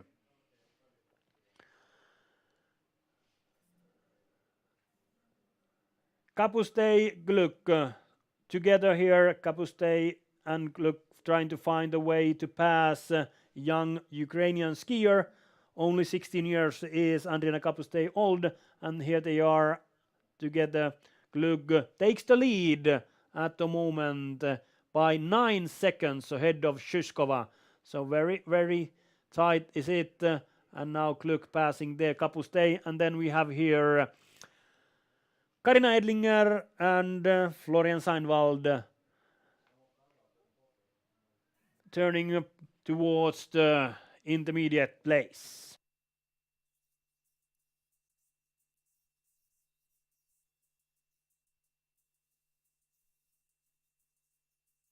Guide doing very, very important work there in front, telling what kind of area, what kind of style we are going here. Is it uphill, downhill, where are we turning, and giving the instructions like Seinwald is here doing for Edlinger, and clock is ticking so that she is going to take the lead at the moment at 4.4 kilometers. When she passing that place, 49 seconds ahead of Klara Gluck is Karina Edlinger. Edlinger, Gluck, Shuskova, Kapustei is the order of these four women, and here is the difference between them. Gluck 49 seconds behind, Shuskova 58. So Edlinger is keeping an excellent pace here in today's race, and these familiar tracks, Östersund, where she lives. That is the situation at 4.4 kilometers, and then it takes a small while before we are going to have standing skiers women here at the stadium again. and then we are already at 8.8 kilometers, and they are going out to this last round.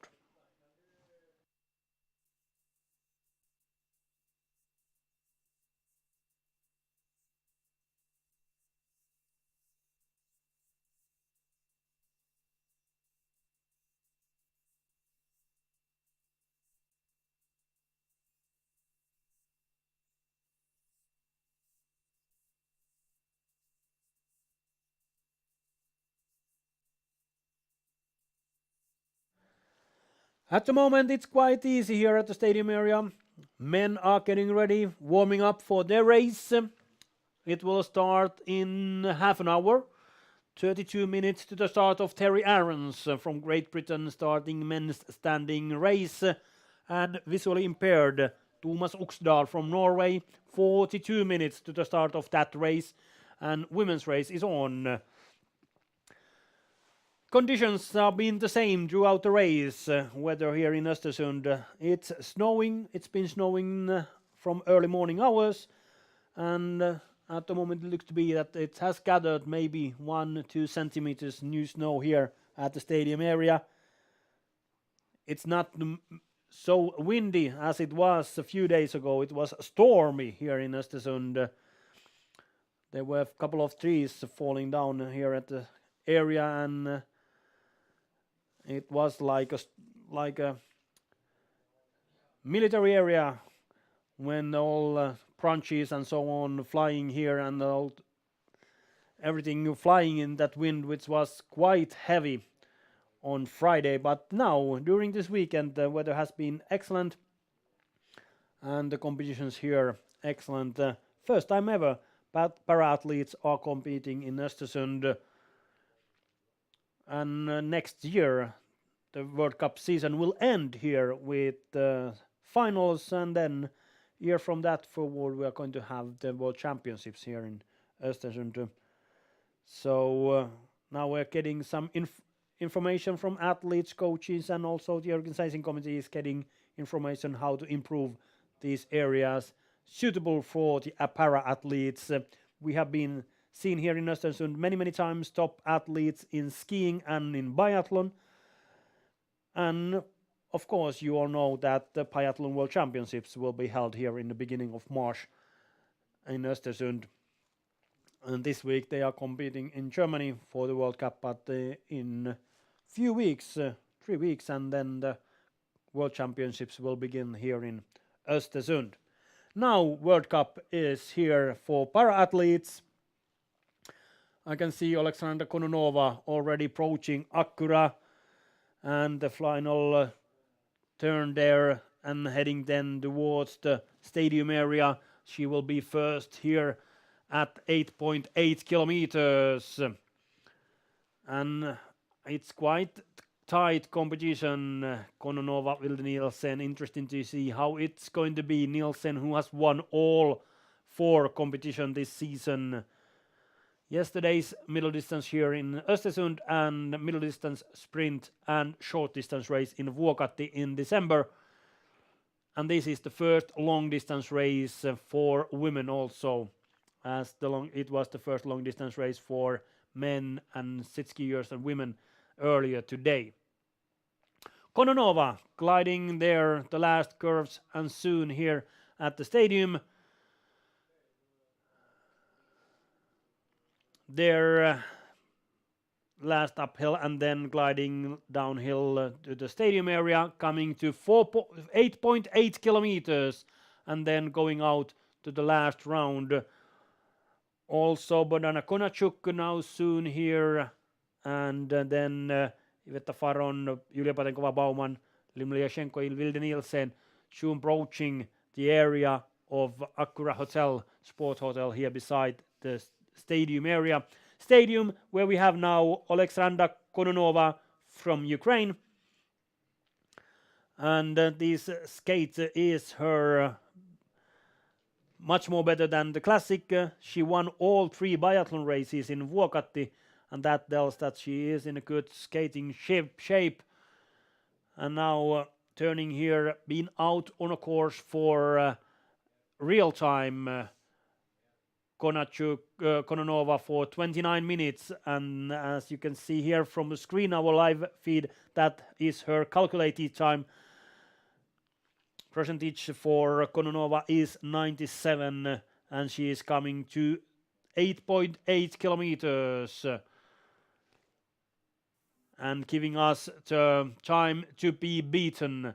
Next one there is Bodhana Konachuk, young Ukrainian, approaching also the stadium. Kononova at 8.8 kilometers, 28:43.3. 28:43.3 is time to beat. Vilde Nielsen been out on a course for 27 minutes soon. So that means that in 2.5 minutes we are going to have her here on stadium also, where we have now Bodhana Konachuk from Ukraine. Konachuk, who is on 5th place at 4.4 kilometers. Gap to Batenkova Bauman in front of her and Iveta Faron behind her are quite big, but we'll see what's the difference now at 8.8 kilometers when Konachuk comes there, and also Iveta Faron and Julia Batenkova Bauman are approaching this intermediate place. Batenkova Bauman, who is only few seconds behind Lyashenko on the 4th place at 4.4 kilometers. Difference was 14 seconds, and that is cap that can be catch up. Now Konachuk at 8.8 kilometers. Difference to Kononova is 2 minutes and 9 seconds. So 1 minute more than it was at 4 kilometers.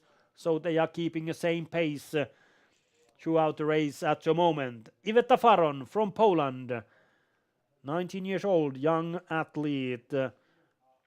And also skating is for her better than the classic. Faron was 1:49 behind Kononova at 4.4 and a little bit behind Konachuk. What's the situation between Konachuk and Faron? It's so that it's getting bigger, this gap at the moment. Faron goes on a 3rd place, 3:44 behind Kononova, and 1.5 minutes behind Konachuk. Batenkova Bauman takes the 2nd place, 43 seconds behind Kononova. So it has increased with 16 seconds difference with Kononova and Batenkova Bauman from 4.4 kilometers to 8.8 kilometers. Then Ludmila Lyashenko. Lyashenko difference was 13 seconds at 4.4 kilometers, and as you can now calculate and see also from our web stream, it's bigger. It's already 35 seconds. And then Vilde Nielsen and Grace Miller are here at the stadium area, and Nielsen approaching the stadium, and then she has 150 meters to ski to the intermediate place. She has now been out on a course for 36.5 minutes. Sorry, that was Grace Miller's times. 29.5 minutes has Vilde Nielsen been out on a course, and now she's pushing up towards the intermediate place. Still 50 meters to ski. Kononova leading with the time 28:43, and here comes Norwegian, and time goes there. And that much is Vilde Nielsen behind Kononova at the moment. Difference is maybe what it will be, 10 seconds. Nielsen passing it's 17 seconds. So Kononova is at the moment gliding away from Vilde Nielsen. Is Kononova going to take the first cross-country World Cup victory this season, and Vilde Nielsen staying on the 2nd place? Still excellent skiing from young Norwegian. Situation at 8.8 kilometers in women's standing skiing World Cup race here in Östersund is so that Alexandra Kononova from Ukraine leading. Vilde Nielsen on the 2nd place, 17.1 seconds behind. Ludmila Lyashenko 3rd, 35 seconds behind Kononova. Nielsen Lyashenko difference is only 18 seconds. So it's tight there. And then Batenkova Baumann only 8 seconds behind Lyashenko, so that is even tighter to fight for the third place. And then Konachuk, Faron, Miller, differences between these athletes are so big that the places are going to stay the same when they are on the last 4.4 kilometers round. Kononova, Nielsen, Lyashenko, Batenkova Baumann, Konachuk, Faron and Miller is the order of women's race at 8.8 kilometers. And then visually impaired Oksana Shyshkova here beside the stadium area, turning towards Akura, and from there towards the stadium area. Shyshkova currently on a third place, 1 minute behind Edlinger at 4.4 kilometers.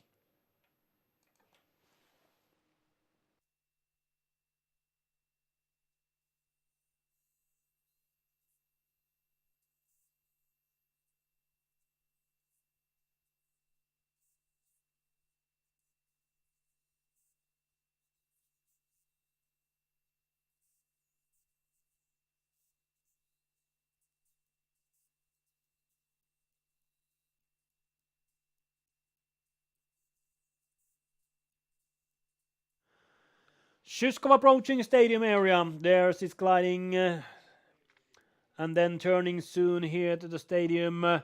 And men, they are getting ready. Terry Ahrens has now 20 minutes to the start of the race. And Thomas Uxdal half an hour. And then men, standing skiers and visually impaired are competing for the World Cup points here in Östersund. Women are doing it right now. Oksana Shyshkova coming to 8.8 kilometers and one 4.4 kilometer round loop to ski. Also Louise Berottosdotter approaching soon here, 8.8 kilometers. But first we have here Oksana Shyshkova and Nazar Stefurak giving her the instructions how to ski. Of course, Vitaly Kasakov, Stefurak working as a guide for Adriana Kapustei. Shyshkova here at 8.8 kilometers. Intermediate place is not yet here in a turning round, but it's 100 meter forward, and then we have Shyshkova there. And then we're looking how close are Glug and then Edlinger.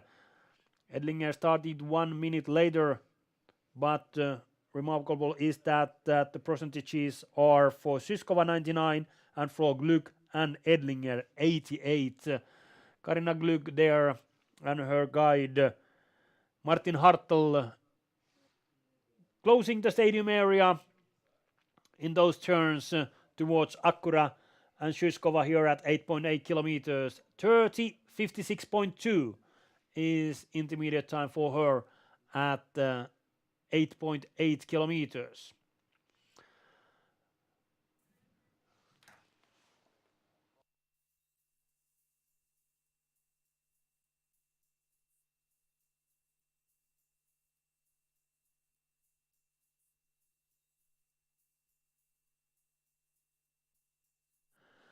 Then we have next here at the stadium area, young Swede Louise Berottosdotter from Lima. And also we can see here on stadium area approaching the arena are Kara Glück, Karina Edlinger and Adriana Kapustei. They are now heading towards Akkura, and then from there to stadium area, first Klara Glück and Martin Hartl already soon here at the stadium area, where we have Louise Berottosdotter passing the 8.8 kilometers intermediate place on 8th place in today's long distance race. And then Kara Glück and Martin Hartl, and soon after them are also coming already Karina Edlinger and Florian Seinwall, who started 2 minutes later than Germans. And here you can already see the difference between the athletes. They have the same percentage, so you can see that Edlinger is leading Glück a little bit over 1 minute, and then Kapustei young Ukrainian also approaching the stadium area. Karagluk Martin Hartel here at the stadium. 24 years old, young skier from Munich. Here, and Hartel giving her instructions where to go. All the guides have a microphone and then a small speaker there behind on the back so that the athlete can hear the instructions very well and doing the right movements. And then already here also Karina Edlinger and Florian Seinwald. They were leading this race by 50 seconds ahead of Gluck, and the gap is now more. They started 2 minutes after Gluck, and the difference is now over 1 minute between Gluck and Edlinger. But how is it with Szyszkova? Gluck takes the lead 9 seconds ahead of Szyszkova, and then we know that Edlinger is going to take the lead here with 1 minute marching, a little bit over 1 minute it will be when she's passing 8.8 kilometers intermediate place, and behind her coming young Ukrainian Adriana Kapustei and Nazar Stefurak, also at 8.8 kilometers. So women are skiing quite stable. Edlinger had the time 14:30 and now 29:32 at 8.8 kilometers, so same pace is she keeping throughout the race, and that means that the winning time for Edlinger, or we are waiting her here at the finish, is approximately in 16 minutes.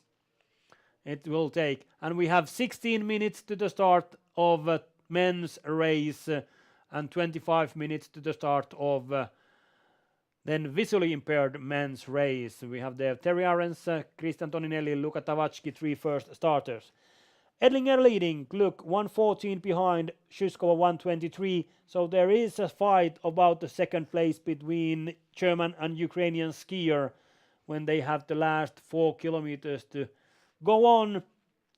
Adriana Kapustei on a 4th place at the moment, and that will be also her place because the gap is so big to the top 3 in today's race.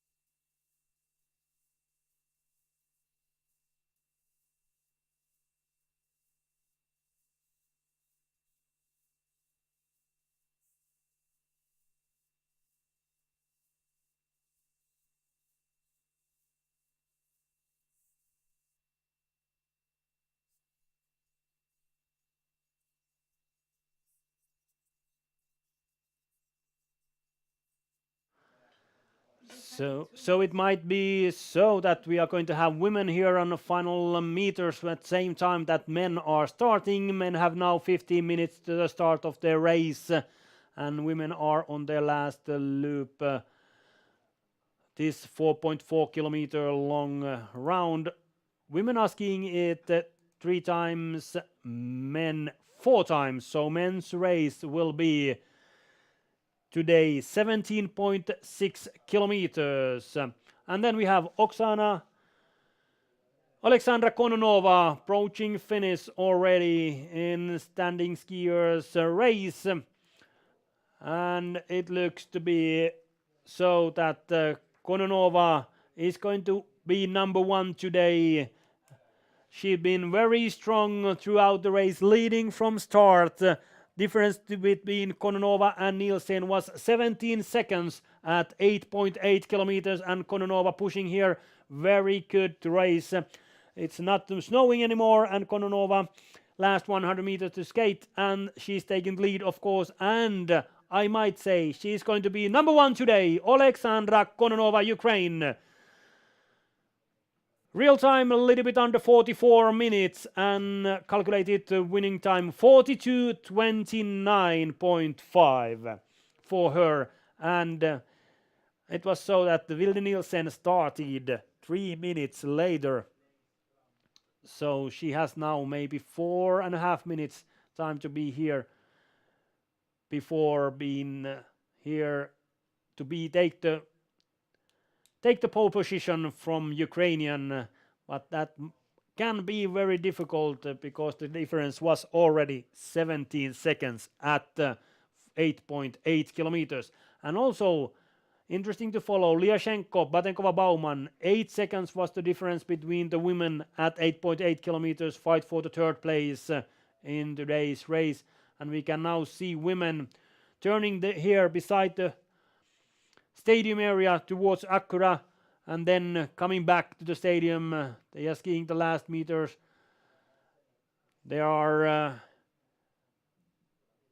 Konachuk, Lyashenko together, and but also Batenkova, Bauman in front of them, and then soon also Vilde Nielsen, Norwegian, approaching the stadium area here, and then we'll see what will be the difference between Kononova, Nielsen, Lyashenko, Batenkova, Bauman, Konachuk, and the final order in this very tight race. We could also say so that because the difference between first and third will be under 45 seconds. Often it could have been all over 1 minute also. Kononova leading 42:29.5, and then we have here Batenkova, Bauman first, and then Lyashenko and Konachuk approaching. Iveta Faron also heading towards Akkura, and now here first Yulia Batenkova, Bauman from Ukraine, and she is fighting for the third place together with Lyudmila Lyashenko, and she knows it. She has to be very fast here in the last 100 meters because Lyashenko is also coming there. How is it going to be? Batenkova, Bauman or Lyashenko? Batenkova, Bauman first, of course, taking the second place, 43:22, 53 seconds behind Kononova, and then Lyashenko, Konachuk. And interesting here is to see Lyashenko, number 36, her final time against Yulia Batenkova, Bauman. Lyashenko goes and she takes the second place, and the difference is quite big. It's almost 25 seconds to Batenkova, Bauman. She was very fast here in the last 4.4 kilometer round. Didn't give any chances for land-made Batenkova, Bauman to pass her. So at the moment, Kononova, Lyashenko, Batenkova, Bauman, Konachuk, 4 Ukrainians at the finish, and then we have Iveta Faron and also their Norwegian Vilde Nielsen approaching finish, and Nielsen fighting for podium place. Kononova leading 42:29. Difference was 17 seconds when they went out to the last 4.4 kilometers. How has Vilde made this last round? First Faron here finishing, but Vilde Nielsen, Norwegian, coming there, and Faron going on a 5th place behind Ukrainians, and then Nielsen. And time is ticking so that Kononova is keeping her pole position, and Vilde Nielsen goes on a 2nd place, 26.9 seconds behind Kononova, and Lyashenko stays behind her 10 seconds slower. So Kononova, Nielsen, Lyashenko is today's top 3 in long distance World Cup race here in Östersund. Followed by Julia Batenkova, Bauman, Bodena Konachuk, Iveta Faron, and then we have Grace Miller and Louise Berottosdotter still on the course, and we're waiting for them, and we are soon getting ready also for the start for men's race. Men are competing 17.6 kilometers. Terry Ahrens from Great Britain has now 8.5 minutes to the start. And then visually impaired men there, Thomas Uxdal from Norway, 18 minutes to the start. And of course there all Swedes are following. Sebastian Modins, Östersund's own man, race today. Sebastian won yesterday, and of course is favorite number 1 for today's race also, together with Erik Bue, Dmitry Shuarko, Anatoly Kovlensky and Alexander Kazig. Maybe on the paper they are the favorites. And when we look at the men's standing race, at the same time what we are waiting for Miller and Perottosdotter, and then visually impaired women to finish their race. In men's standing skiers, Wildot Skubien, Benjamin Davier, Grigory Vovchinsky, Alexander Ehler, and Håkon Åsrud. They are the 5 names, and Davier is favorite number 1 together with Vovchinsky for today's race. But what says here Wildot Skubien, the Polish skier who leads the World Cup after 4 competitions? So interesting to see men's race, 17.6 kilometers, starting today at 12:30 local time here in Östersund.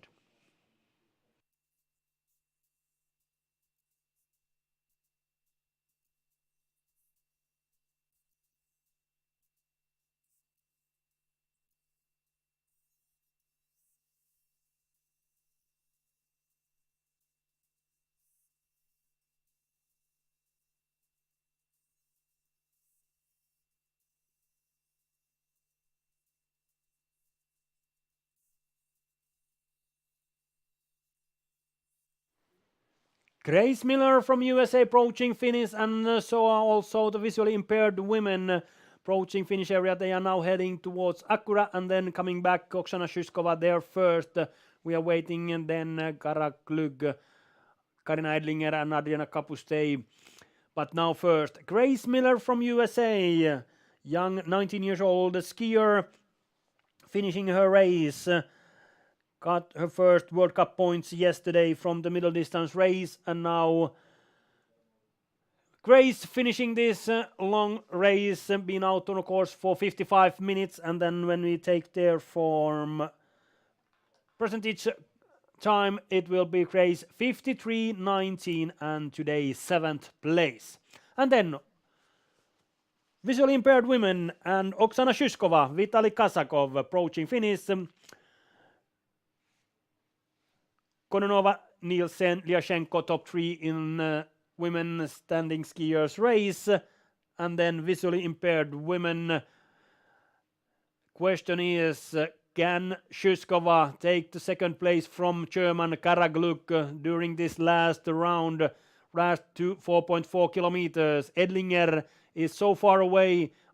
Difference between Edlinger and Shyskova was almost 1.5 minutes at 8.8 kilometers, and here they come first. Oksana Shyskova and Vitali Kazakov. And of course, taking the lead at the moment, it's going to be again second place or third place. During this season, Shyskova been in cross-country races second, first, second, and yesterday second. Today, third or second.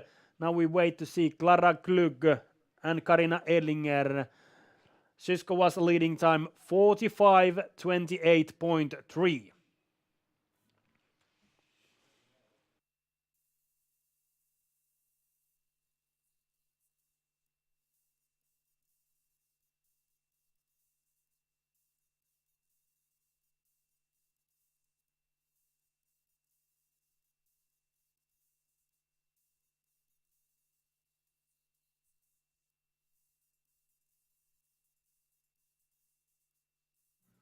And we are now looking towards the final curves here, and then getting ready also for men's race, where we have Terry Ahrens from Derby and Great Britain first to start in the Brit white, blue, and red outfit, getting ready. Terry, who has been here for many years, always with a good attitude, competing and having fun with the landmates and also with the para-athletes. And it might be saying that Terry might be the best one at the moment with table curling there at the hotel. He has the accurate hand on that game. How is it going to be today on a track? That will be seen in this afternoon. Terry has now 3 minutes to the start of a men's race.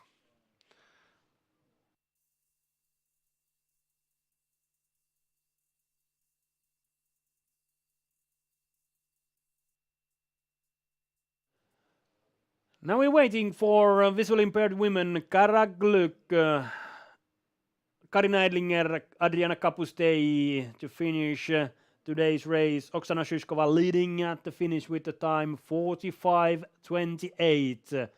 Glück being out for 49 minutes and her percentage is 988. Remember that.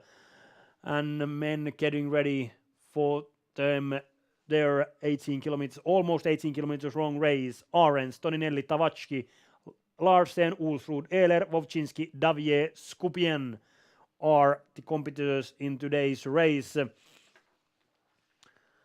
And the only skating race this season has been the short distance race in Finland, Vuokatti, in December. Benjamin Davier won that by 6 seconds ahead of Skupien. Wovchinski was third. Olsrud, Gerlitz, Ehler, Lemker, Romaniuk, Kavajoke, Sato were the top 10 in that first skate race. But it was only 5 kilometers. So today we are skiing 17 kilometers. So much more long race ahead of standing skier men. And then of course visually impaired getting ready for their race also. Only skate race was also in Finland, that short distance race. Brian McKeever won that, Sebastian Mudin was second and Alexander Kasik third. And now we have here Kara Glück, Martin Hartl, German skiers approaching finish, and behind her are the Austrians, Florian Seinwald, Karina Edlinger. And Austrians are going to take the victory here, but how is it between Germans and Ukrainians? Shushkova leading at the finish, and Klara Glück here, last 100 meters to ski. And now time is ticking, they know it. Hartl, Glück.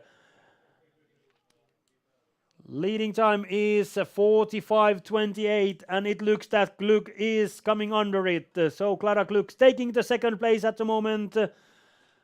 Excellent competition from the German skier Kara Glück, guided by Martin Hartl.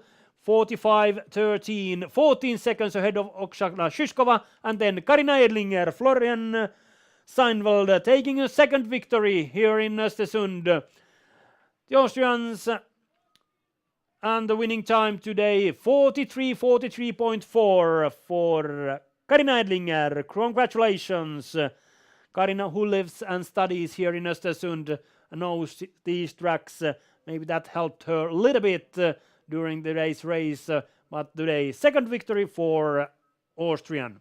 Terry Arens starting men's race, and the Brit is on a course, and men, as I said, they are skiing 17.6 kilometers, 4 times 4.4 kilometers. Arens out first, followed by Italian Christian Toninelli. Yesterday on a middle distance race, Toninelli was 9th. Arens didn't compete yesterday at all. Classic isn't his style, he likes more skating. And top 3 in today's visually impaired race: Karina Edlinger, Kara Glück, Oksana Shushkova here at the finish area. And we have one more athlete here to come, and that is Adriana Kapustei, at the moment gliding to final area here, final meters at the stadium area, at the same time that Christian Toninelli from Italy starting his race. Adriana Kapustei, Ukraine, guided by Nazar Stefurak, young Ukrainian, 16 years old only, from Mukachevo. Started her World Cup season in Vuokatti. They were her first races, and now when we see her skiing here, it's much more better. Kapustei today 4th, 53:55 is her time. Karina Edlinger, Glück, Klara Glück, Oksana Shushkova, and Adriana Kapustei is the order of women's race.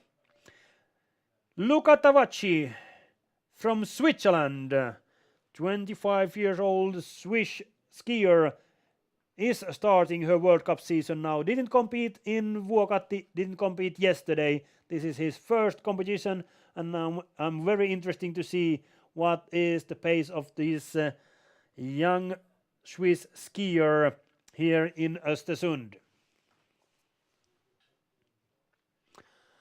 And young Swede Louise Perottosdotter finishing her race for standing skiers women.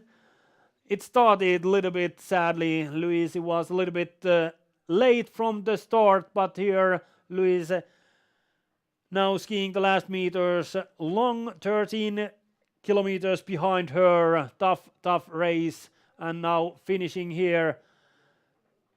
Been out on a course a little bit over 1 hour, and the calculated time for Louise is 55.50, and today 8th place. Trygve Steino Larsen from Norway next to start, Norwegian, who year ago was a sit skier, but now he is a standing skier, and that tells how much this technology and medicinary goes forward. The process in his leg, and he's out on a course there. I discussed with Trygve yesterday that it's a little bit difficulty in a downhill when it's turning towards his process. It's not so easy if you have both legs working or not, and when Trygve is now heading up on a first round. He's followed by Håkon Ulsrud, Norway. Yesterday Ulsrud was third. Wovchinski, Skubian, Ulsrud was the order of yesterday's middle distance race classic. Today it's the long distance race and skate. 33 years old skier from Oslo going out, and one of the favorites for today's race and fight for the podium, together with the next 4 men, Ehler, Wovchinski, Davier and Skupian.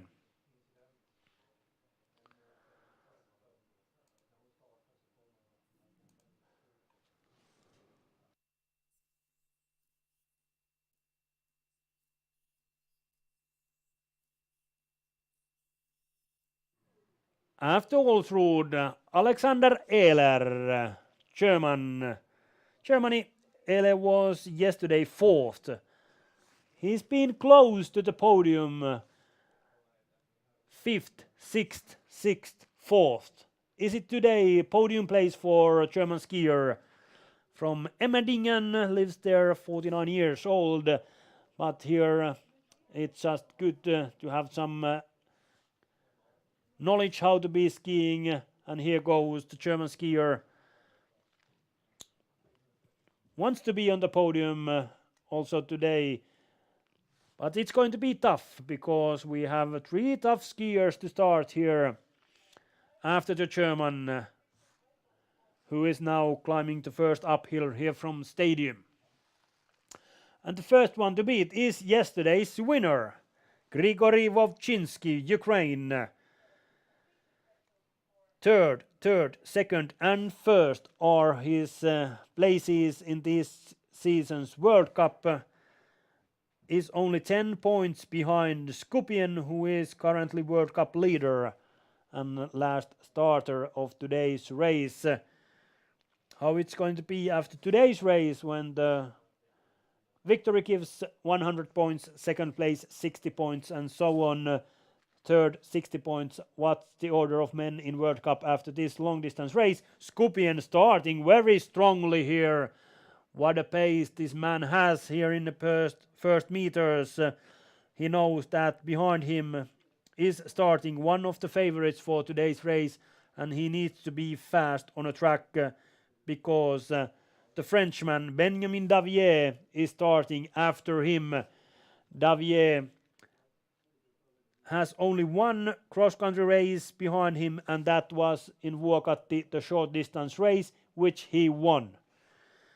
So this 4 times world champion, 3 times Paralympic champion in cross-country and biathlon together counted, mostly in biathlon, and this skating is his thing. He doesn't like to ski classic. Davier, the Frenchman, has the lowest IPC points of this group and is the favorite number 1 for today's race and starts the chase of Grigory Vovchinski.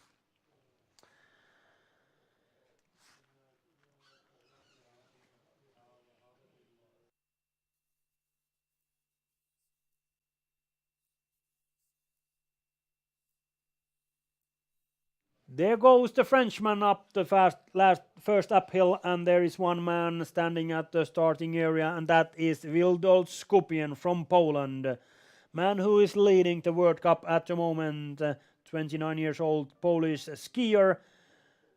Quite stable this season, 4th in the first race, middle distance in Vuokatti, then 2nd in the short distance skate right after Davier. Difference between Davier and Skupien was only 6 seconds in Finland, but that was only 5 kilometers race. Today we are skiing 17.6 kilometers. Then he won the sprint, was yesterday 2nd, and there goes the Polish skier out on a course which is 4.4 kilometers. And after that we have a 2-minute break before Thomas Uxdal from Norway starts the visually impaired men's race, which the favorite is, of course, from Sweden, Sebastian Modin here from Östersund, yesterday's winner. But it might be quite tough race because Eirik Bue, Dimitri Sjuarko, Anatoly Kovalevsky, Jaroslav Reszinski and Alexander Kasik. These 5 are also eager to get on to the podium. And before them we have Lukas Kubicka, Piotr Garbowski, Inki Inola and Antoni Shalegun starting in today's race. Kasik might be Ukrainian. He didn't compete yesterday. 3rd in short distance race behind McKeever and Modin in Finland in December. So number 66 is the number to follow. And then of course all the last starters, Reshetinski, Kovalevsky, Sjuarko, Bue and Modin starting as the last man in today's race. But the first man is getting ready, and that is Thomas Uxdal. Uxdal from Norway, Ole Martin Lied working as his guide, giving instructions throughout the race so that they keep on the right track. And that way are very fast here. These first 4 athletes are B3 skiers, which means that the percentage is 100. And there goes Uxdal starting his race, followed by Kubicka, Garbowski, Inola. They are all B3 skiers. Then we have B1 skiers, Shalegun, Kasik, and the last starting Modin. Percentage is 88. And also Eirik Bue is B3 skier. And then Reshetinski, Kovalevsky, Sjuarko are B2 skiers, and their percentage is 99. Next one, Lukas Kubicka and Evelina Marcic. His guide yesterday, Kubicka was 8th, 29 years old skier, gathered 96 World Cup points. Best result was yesterday's 8th place in Finland, places 11, 14 and 12, so there. Little bit behind the top 10 has Kubicka been. Hopefully today better race and fighting for good positions, maybe up till top 5. We'll see when Marcic and Kubicka starting their race.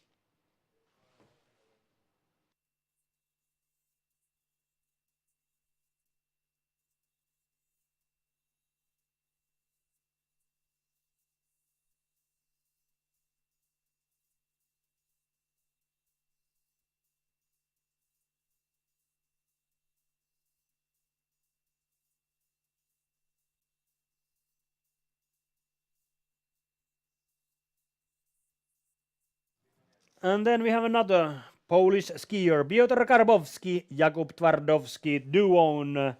Twardowski working as a guide. Yesterday, 5th place. They had a good fight. Garbowski, Inola, Uxdal yesterday, might be also today, so that fight for places 5 to 8 today possible for the Polish skier in that group for today's race. And of course, when now we are skating, Karbowski was 11th in Finland, the only skate race so far. 8th, 11th, 9th, and yesterday 5th place for the Polish skier. Then Inkki Inola from Finland next to start.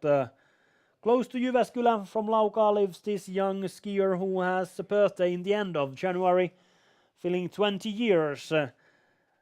Inola was yesterday 6th, just behind Garbowski. And Vili Sormunen working as his guide, and the Finns are getting the start permission in a few seconds. There goes the Finns, Vili Sormunen guide, Inkki Inola the athlete, and Inkki is also P3 skier, so 100% is his time. And here goes the Finn out for this today's long race, 17.6 kilometers. Anthony Chalegon from France starting here in Östersund. This is the first race also for him. Didn't compete yesterday. He doesn't compete in classic races. Was 5th fastest in a short distance skate race in Vuokatti. Simon Valverde is his guide and duo starting, and they are now B1 skiers. After him Kasik and also Mudin as a last starter, and the percentage for them is 88 in today's race, and often also so. There goes Anthony Chalegon, Marzin, France is his place where he lives. Relay world champion 2 times, 2015, 2017. French team has been very strong in the relays throughout the years, and Chalegon has been a member of that team, and possible that he is also a member of that team later this season when the World Championships are held in Canada. Alexander Kasik and Sergei Gutseryavi are getting ready. They were 3rd in that short distance race in Finland behind McKeever and Mudin. So Kasik is also favorite for today's race, studying physiotherapy in Bar, Ukraine. And there goes the Ukrainian duo. And then we have Terry Arens at the stadium, approaching first time, coming to 4.4 kilometers. Arens and Toninelli also soon here at the stadium, been skiing the first 4.4 kilometers. Arens used now 15 minutes, so that means that if he continues with the same pace all 4 rounds, the time, real time for Arens will be a little bit over 1 hour. And Toninelli approaching there after him.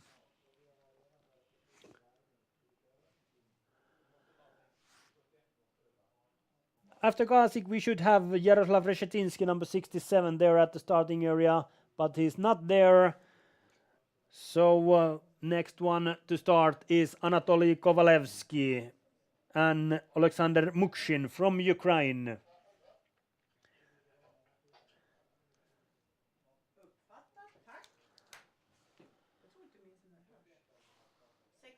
Ja, jag så.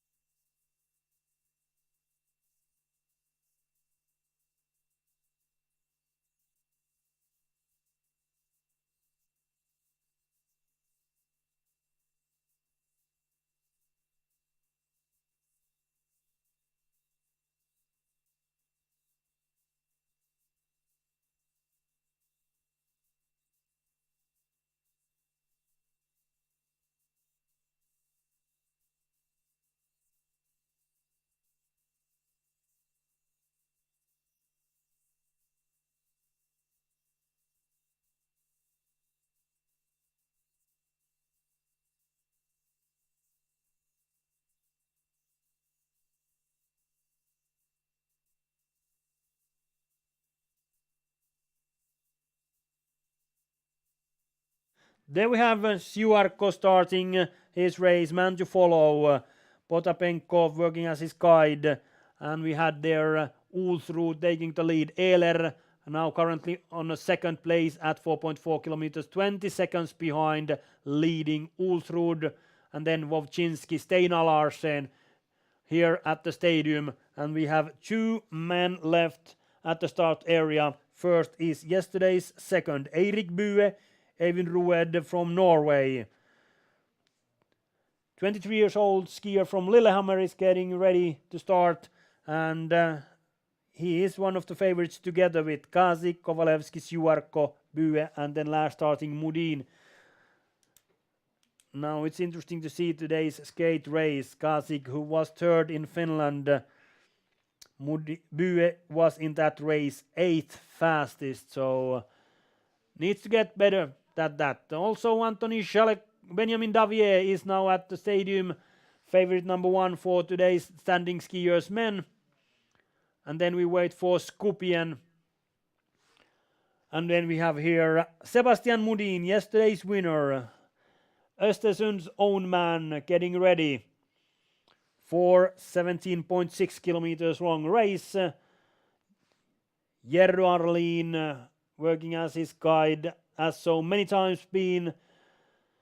They are getting ready to start and the chase of Kasik, Kovalevski, Siuarko and Bue. Davier taking the lead, 11:51, 35 seconds ahead of Ulsrud. Ehler third, Wowczynski fourth, 1:17 behind Davier. Tavatsky, Larsen, Toninelli, Arends, and then we wait for Skubien, who is here approaching the arena, going to Akkura, and has the last 400 meters to ski before he is here at the stadium area. Same time that Mudin is leaving the stadium area to the first 4.4 kilometers loop. So now we have all skiers on a track, 10 visually impaired men competing today because Jaroslav Reshetinski from Ukraine didn't start today.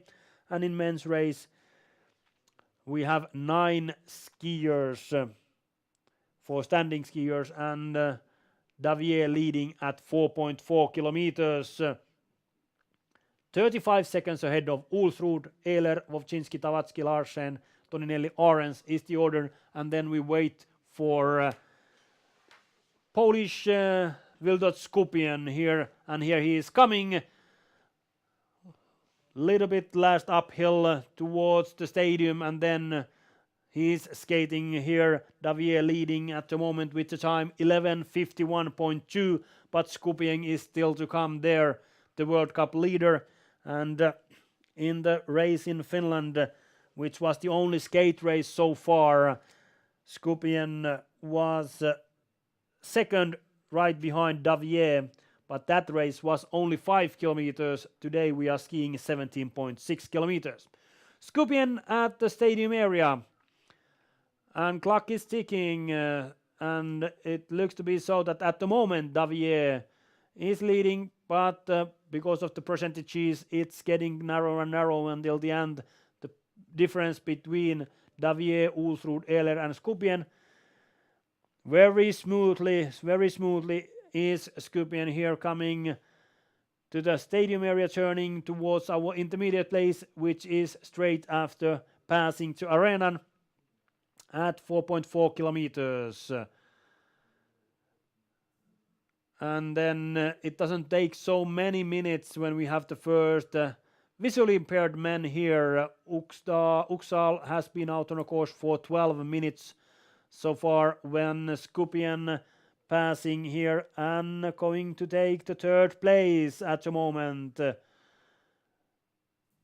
Yes, goes on a fourth place, just behind Ehler. 1 minute 4 seconds behind Davier. And Davier has started very strongly here the first 4.4 kilometers. So situation in standing skiers men's race. Benjamin Davier from France leading. Ulsrud from Norway second, 35 seconds behind. Then Ehler from Germany, 56 seconds. Skopien 1:04. Wowczynski 1:17. And then 1.5 minute gap to Tavatsky, Steinar Larsen, Toninelli and Arends. That's the order in men's race. When visually impaired men are now approaching the stadium, next Thomas Uxdal and Ole Martin Lied started first, are also first here at the stadium. And we saw already Polish skier Kubiczka and Garbowski approaching Akkura, and after that the stadium, Uxal, who was yesterday 7th in the competition, which was won by Sebastian Mudin, and now at 4.4 kilometers, Uxal giving us the first time being out on a course now for 14 minutes.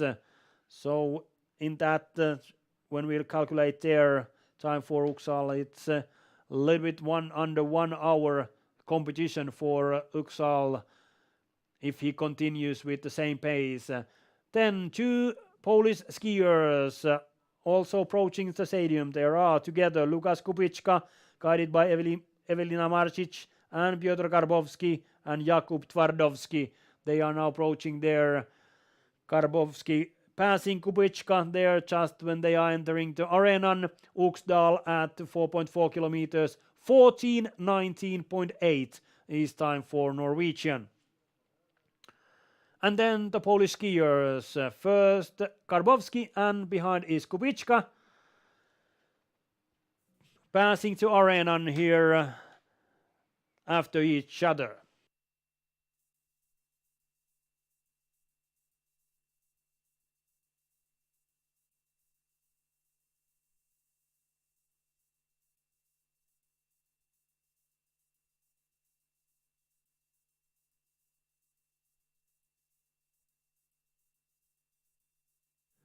Garbowski approaching 4.4 kilometers together with Kubiczka, and Inki Inola from Finland also soon here at the stadium area, starting 1 minute later than the Polish skier. Then Shalegon Kazik, one of the favorites. We are waiting them.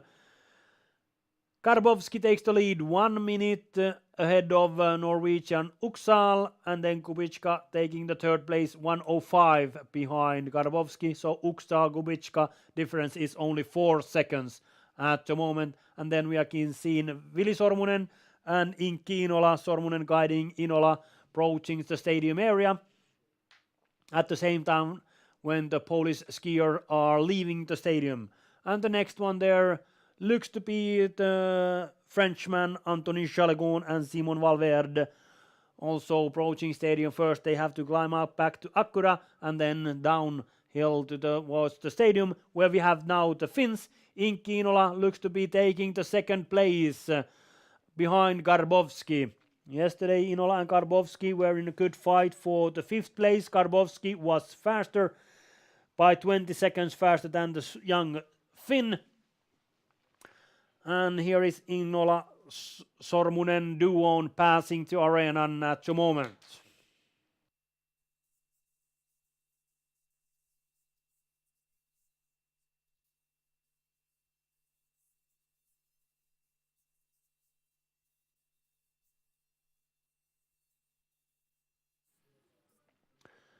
Inola coming to 4.4 kilometers, and Shalegon there approaching the stadium.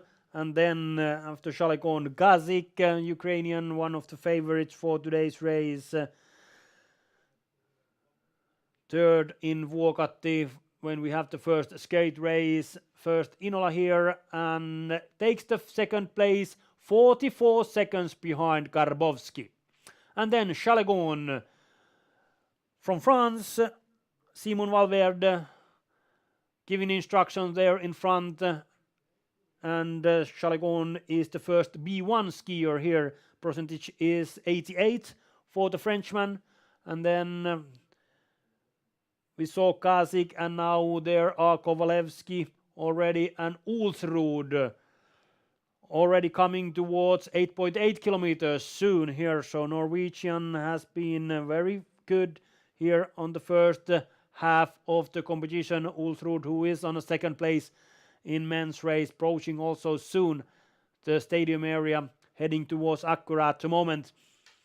And here on the stadium, Anthony Chalegon from France looks to be taking the lead at the moment from Piotr Garbowski from Poland.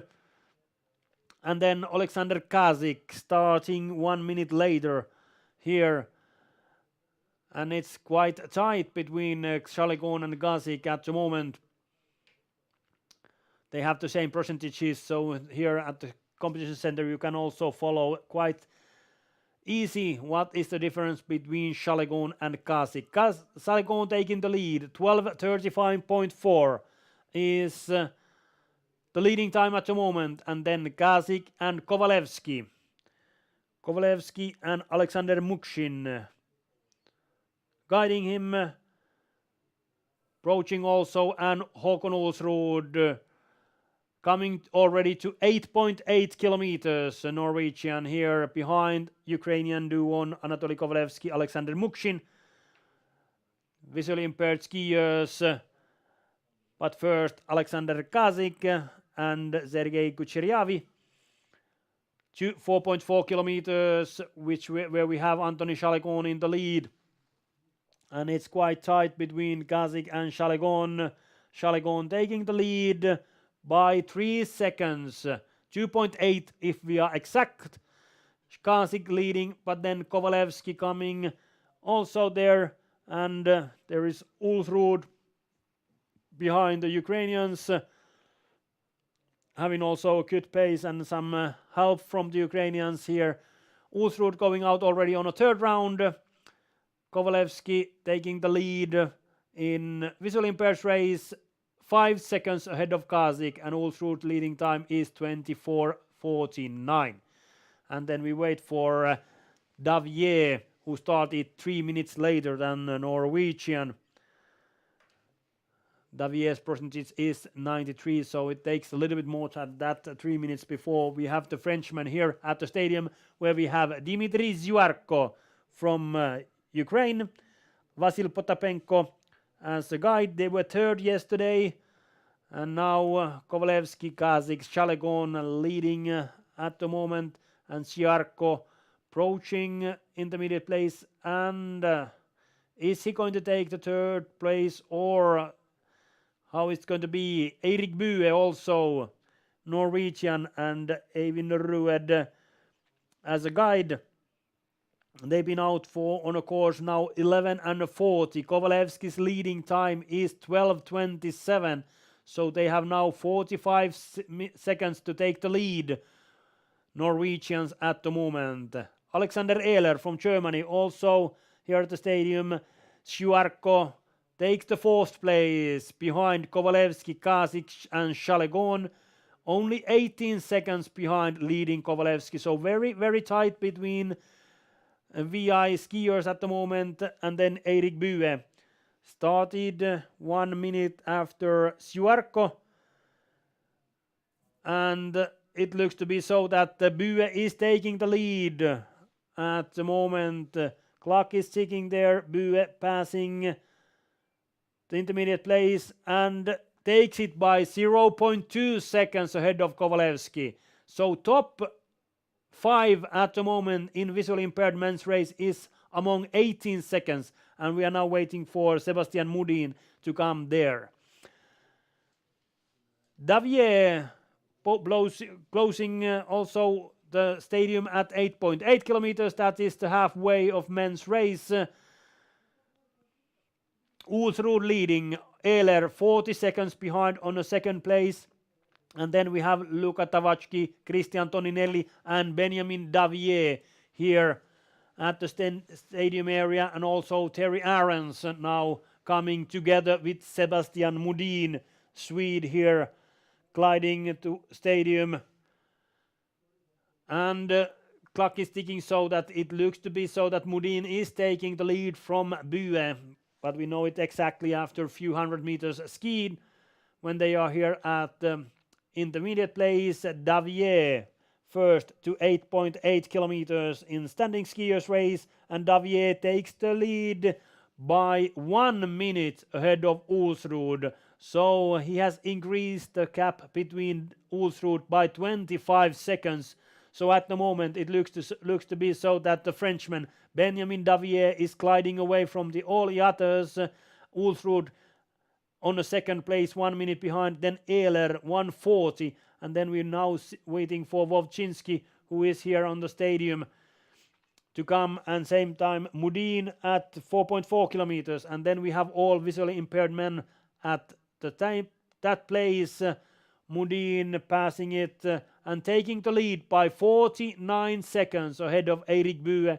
So it looks to be so that Mudin is keeping a pace that no one can answer to. Bue, Kovalevski, Kasik, Shalegon fighting, and also Shiwarko fighting for the second and the third, fourth, fifth and sixth place. So it's very tight there between them. But Mudin is in his own pace there in the lead. Wovchinski, same time at 8.8 kilometers, taking fourth place. Before that, we go through once more the visually impaired men's situation. Mudin leading, and then Bue, Kovalevski, Kasik, Shalekon, Shiwarko. There is the group fighting for places 4 to 6, and then Garbovski on the 7th place, Inola, Uksal and Kubichka places 8 to 10.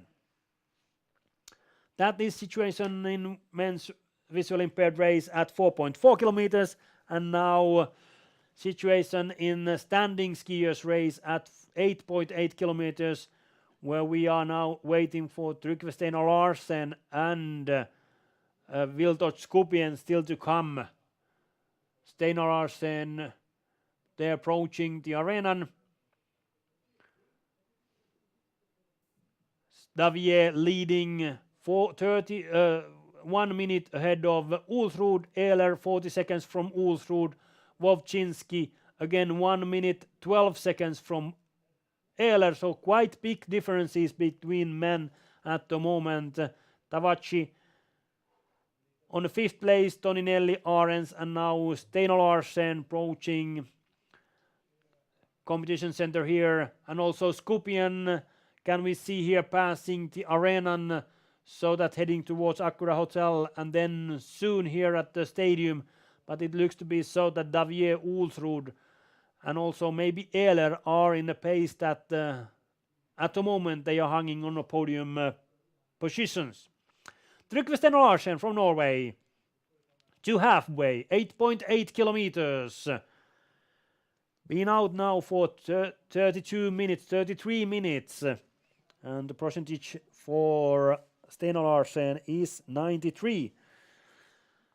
So soon we'll see.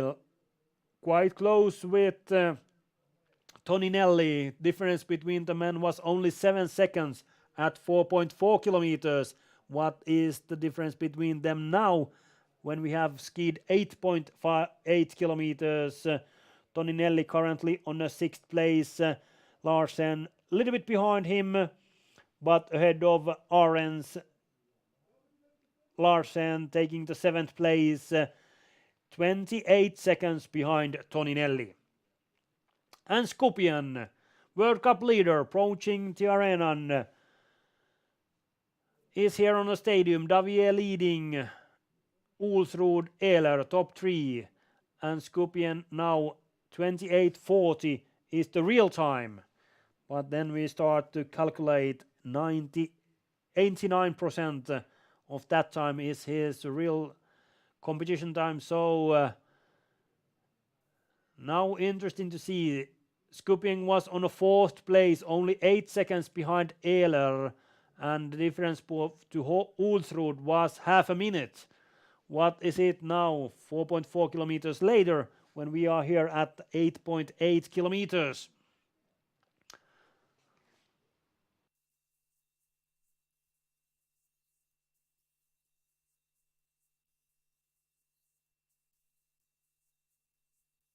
And here comes Skupien to 8.8 kilometers. And soon we are going to have also first visually impaired skier Thomas Uksal approaching arena stadium area. Skupien goes on the 4th place. And the differences between the men are staying quite big. Davier leading 1 minute ahead of Ulsrud. Then Ehler 40 seconds from Ulsrud, and Skupien on 4th place 53 seconds behind Ehler. currently on a 4th place. Norwegians Uxdal and lead, and then followed by Garbowski-Twardowski duo from Poland. First one to 8.8 kilometers and halfway in men's visually impaired race.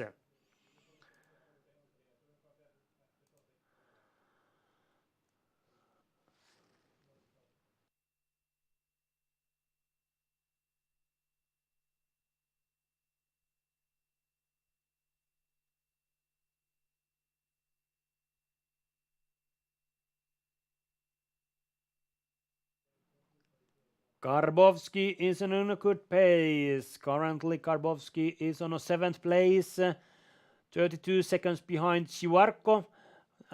That group might be too far away, but Garbowski is going to be quite stable there on the 7th place. Then Inola, Uxal, Kubichka was the order at 4.4 kilometers. Now Garbowski takes the lead, 27:01.2 is the time. Uxal, of course, goes on a 2nd place. Kubichka next to arrive here, and then Inki Inola approaching Acura as a 4th man then towards the stadium, and then we're waiting for this group of Chalegon, Gazi, Kovlevski, Siwarko, Bue and Mudin. Men's situation, standing skiers at 8.8 kilometers. Davier leading, Ulsrud, Ehlers, Kubien, Wowczynski, Tawacki, Toninelli, Larsen, Orens is the order of these 9 skiers.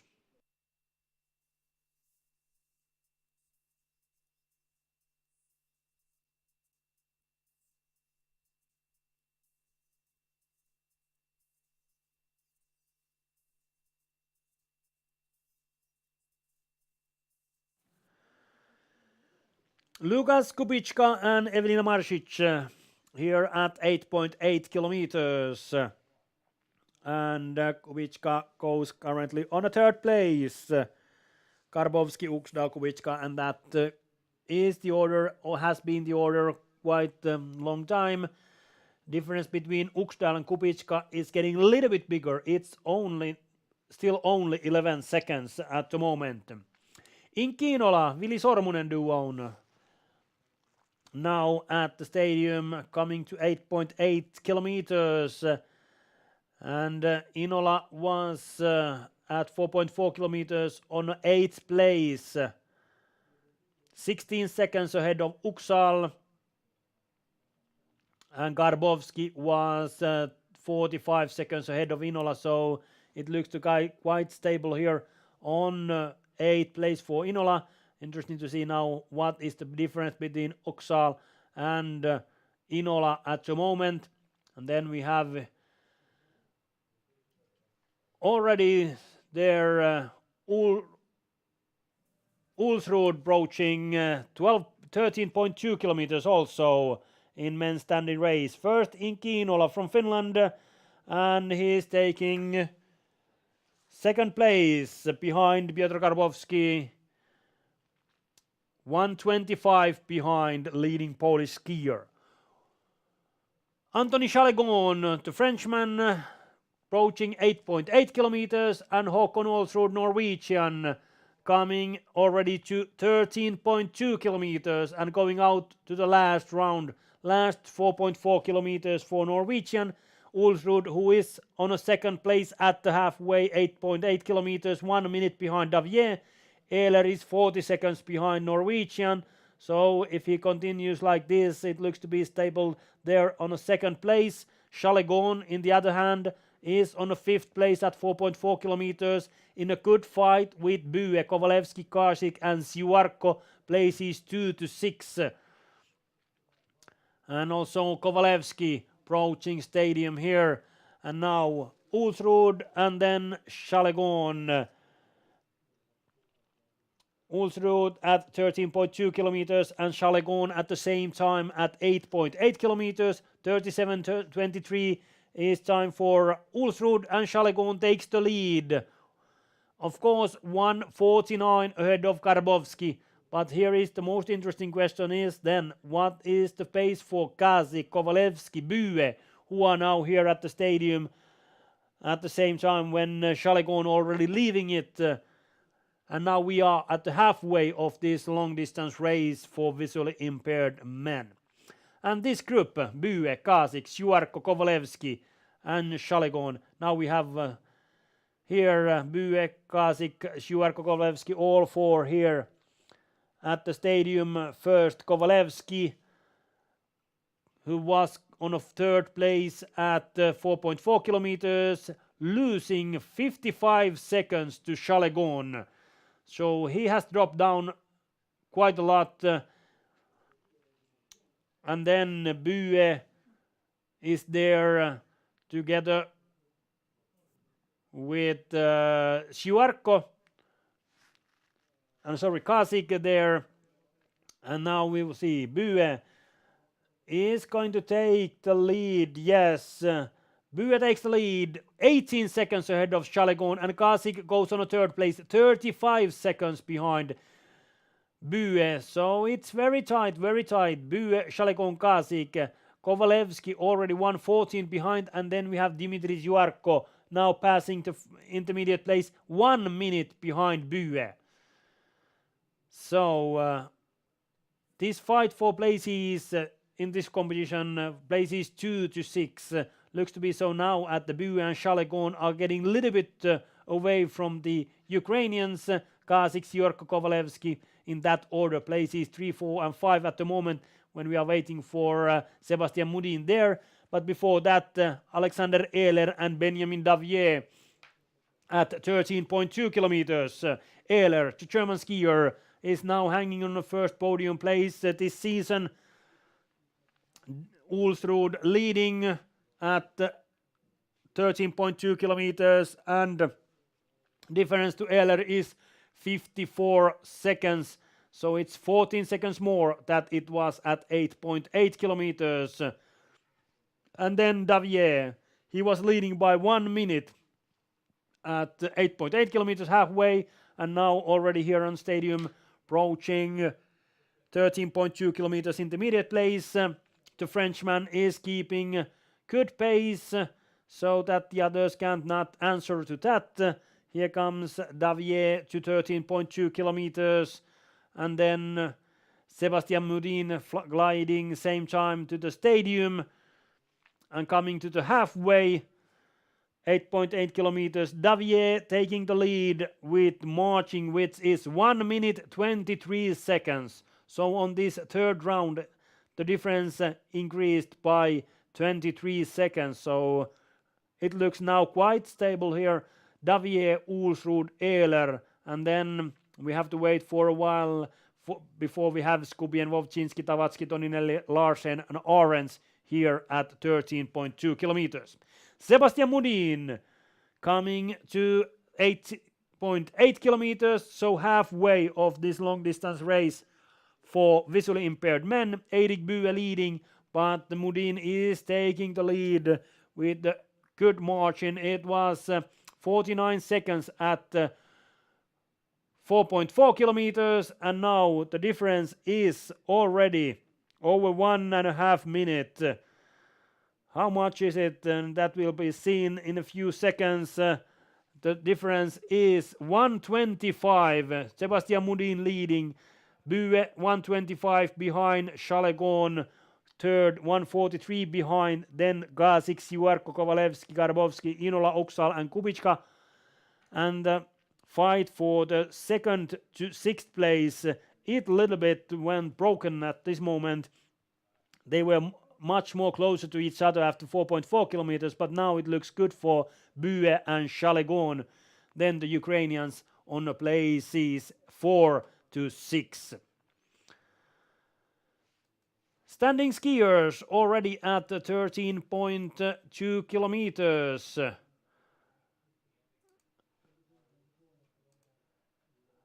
And we have now Wovchinski passing it. Davier, Ulsrud, Ehler, Wovchinski, 3:55 behind Davier, currently on the fourth place. Luca Tavacci and Christian Toninelli here at the stadium. And then it takes a small while before we have Viltot Skubien here on the stadium. And at 13.2 kilometers, Its differences between the men are quite big. They are bigger than I assumed before the competition. I waited much more tighter race, but that moment Davier, Ulsrud, Ehler and Skubien and also Wowczynski are keeping a pace that the others can't answer it. Tavaci currently on the 5th place and Skubien has been faster, so on the 6th place and then Toninelli answering that, and the difference between Tavaci and Toninelli is quite big also, so they are skiing quite stable there on the places 6 and 7 in this race, when we have Skubien still to come to the top 5 to 13.2 kilometers.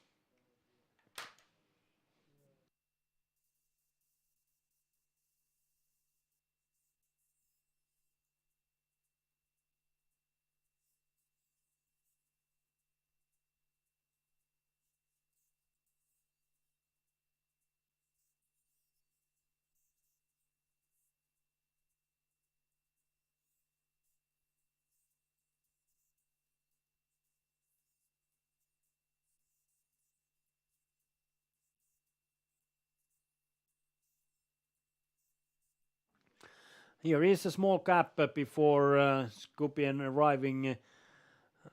His percentage is only 88, so 89, so that means that he is getting a little bit behind all the time.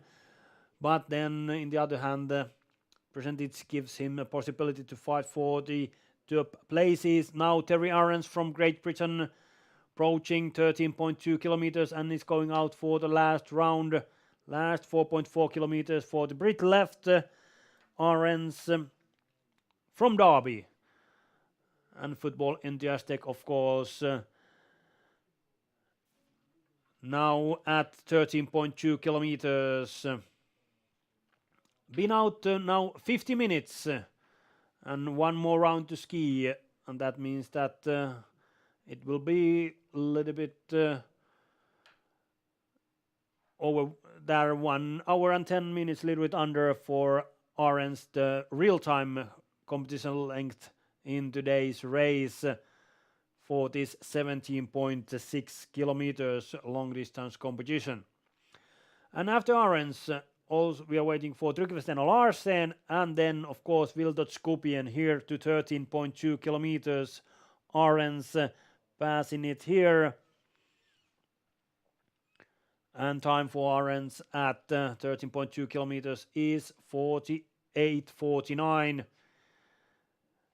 And then we are looking towards the arena and we are seeing Uxal approaching soon here. First Skubien here, and at the same time we can see Norwegian Thomas Uxal and Ole Martin Lied heading towards Acura Sports Hotel, and then from there to stadium area to 13.2 kilometers, where we are soon having also here Wildot Skubien, and looks to be so that Skubien is going to take the 4th place behind Davier, Ulsrud and Ehler.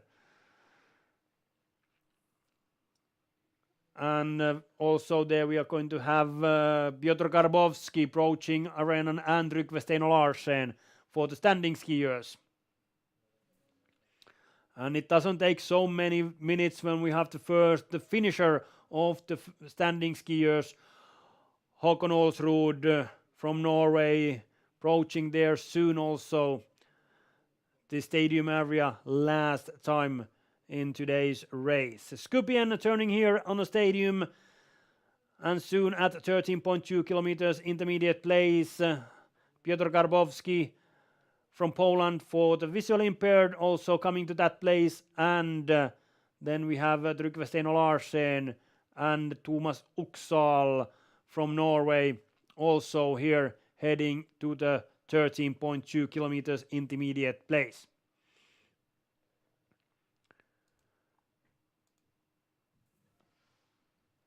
Skubien here passing 13.2 kilometers, taking the 4th place, 3 minutes 45 seconds behind Benjamin Davier. So that means that Davier, Ulsrud, Ehler, Skubien, Wowczynski is getting closer and closer to Skubien. Otherwise, the differences between the men are quite big. So only thing that we can now little bit follow is that is Grigory Vovchinski going to pass Wiltot Skupien during the last 4.4 kilometer round here in today's race. Uxal, Karbovski leading 40.59, and then Uxal and Steinar Larsen, Norwegians at intermediate place. Steinar Larsen goes on a 8th place just ahead of Terry Arens, and Uxal takes the 2nd place as estimated 2.5 minutes behind Polish Piotr Karbowski. So the final situation in men's race at the 13.2 kilometers is so that, as we saw here on our web stream few minutes ago, that Davier, Ulsrud, Ehler, Skupien, Vovchinski are the top 5.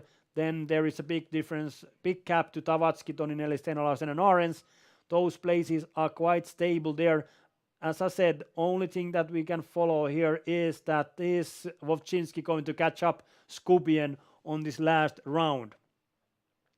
Håkon Olsrud approaching finish, and there we have also then visually impaired men approaching 13.2 kilometers, but soon we are going to have a first standing skier here at the finish area, and that is Håkon Olsrud from Norway, and Oslo going to take the 2nd place in today's race. Differences between the men are so big that Benjamin Davier, who is leader at 13.2 kilometers, is going to take the World Cup victory here in Östersund. And here comes silver medalist in today's race, Håkon Olsrud from Norway.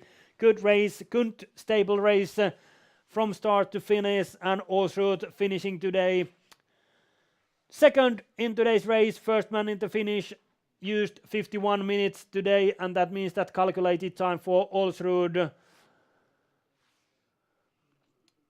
is coming soon here on our screen. And then we have Eirik Bue already here also at the stadium area, approaching 13.2 kilometers intermediate place together with Lukas Kubicka, and there's Anthony Chalegon, French in Kinola, of course. First Inola taking at the moment 2nd place behind Garbovski, 140 behind Inola, and difference between Inola and Oksal is 52 seconds. Ulsrud time today 49:37.3, and then Bue and Chalegon here at the stadium, also Kovalevski. Bue currently on a 2nd place in today's race behind Mudin, who is gliding away from the Norwegian. That was a little bit expected to happen also. Bue taking the lead, Karbovski 3:38 behind, but now Chalegon, and this should be taken under consideration. And what is difference between Bue and Chalegon, because they are fighting about the 2nd place in today's race. And it looks to be so that it's very, very tight. Difference between the men is 21 seconds. Is it enough for Bue, or is it too much for Chalegon? That's the question for the last round. Then Kovalevsky, Syuarko, Ukrainians here first. Kovalevsky to 13.2 kilometers. And at the final straight we have Alexander Ehler finishing, and Ehler is going to take today the bronze place, first time to the podium for the German skier. Ehler pushing here the last meters, and good race for the German. Behind Ulsrud takes the 2nd place, 50:23.1, 45 seconds behind Norwegian taking the 2nd place, and the gap to Skupien was so big that the Ehler is today 3rd. Congratulations to the German skier. And then at 13.2 kilometers, Syuarko, Kovalevsky went on the places 3 and 4. 1.5 minute is the gap from Bue to Shivarko. Kovalevski 2.5 minutes behind Bue.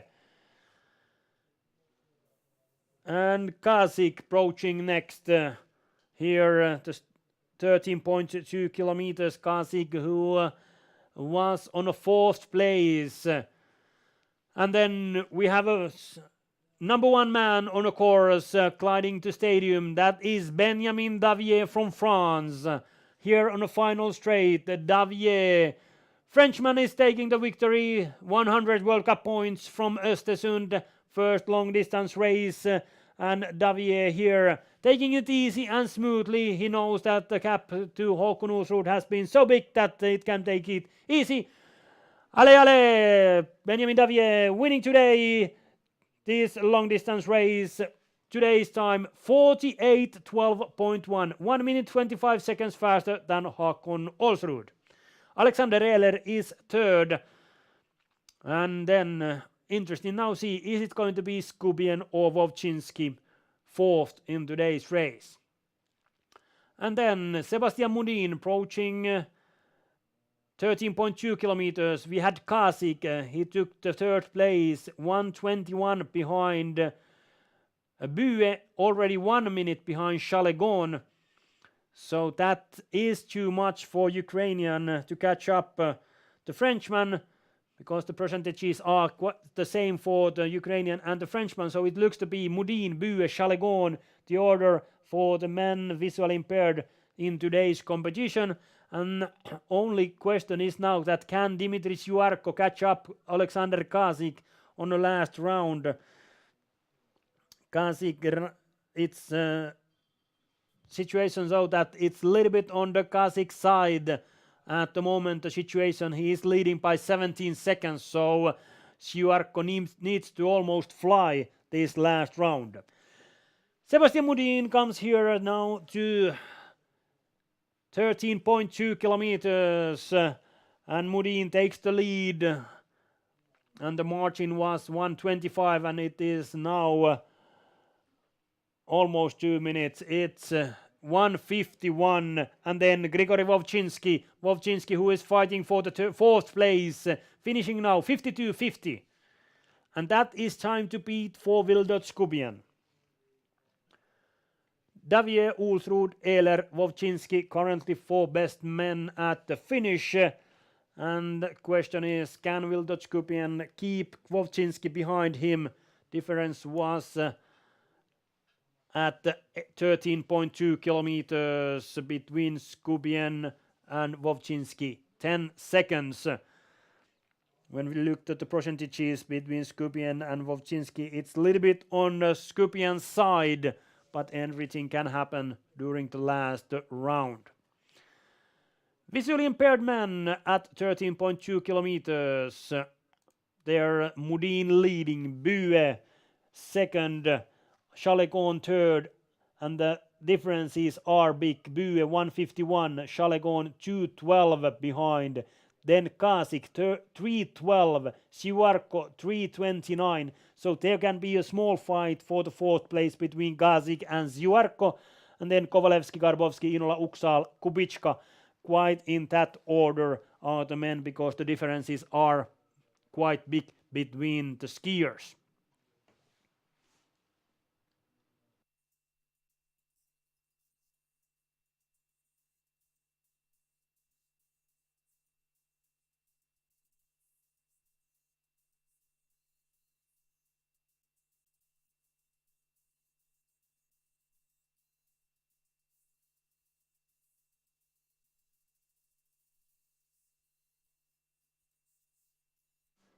So we're waiting for Wildot Skubien and then for the visually impaired men to finish their long distance race here in Östersund. The first World Cup races here.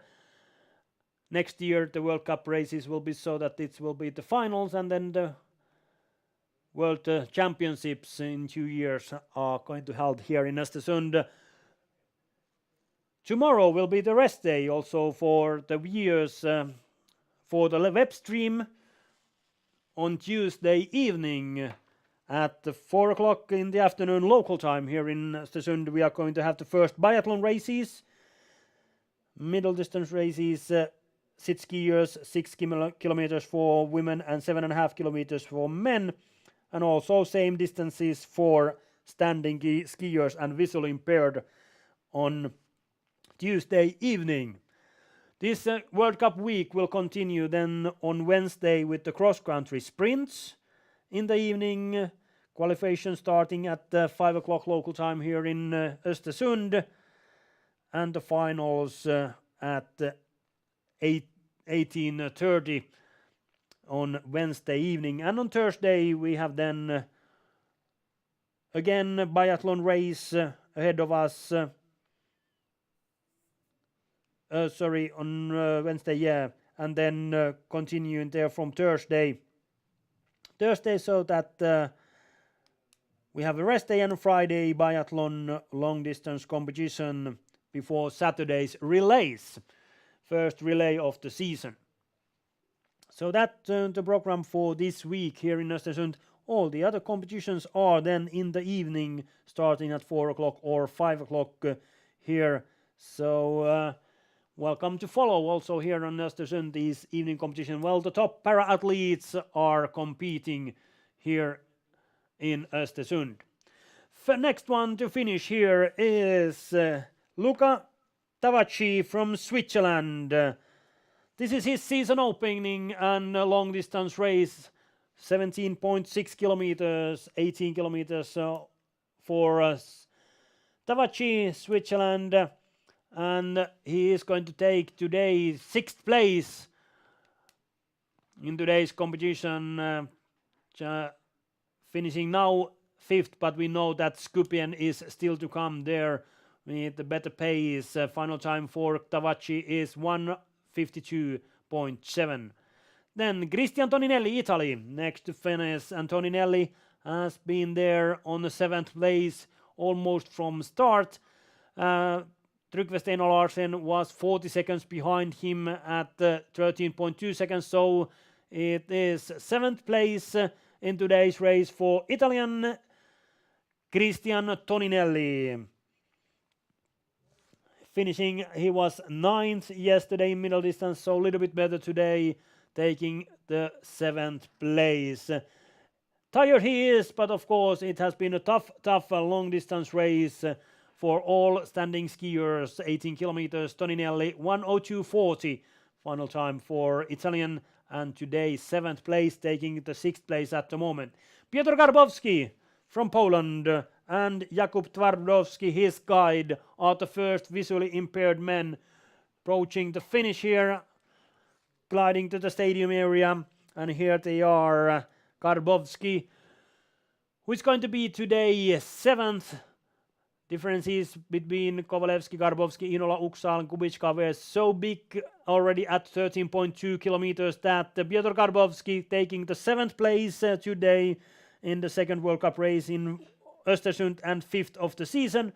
1 place better than yesterday. Garbowski takes the lead, of course, now 54.40, 24.8, and it's going to be 7th in today's race.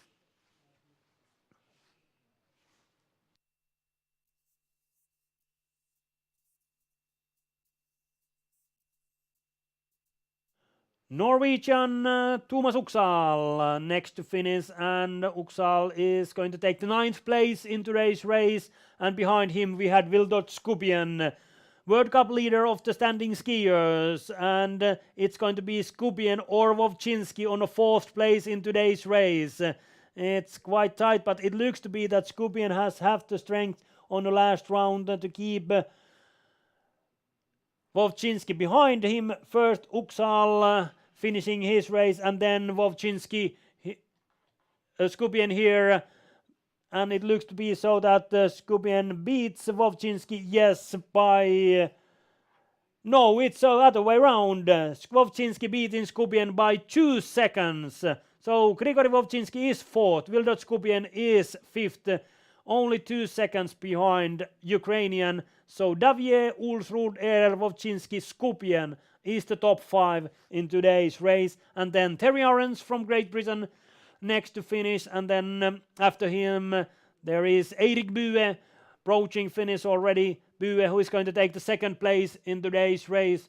And also here we can notice that Karina Ellinger is going to cheer up for Eirik for the final meters. First, Terry Arens here. Arens finishing today on 9th place, 1:05.26. And then Eirik Bue, last 50 meters to ski. Bue taking the second place in today's race behind Sebastian Mudin.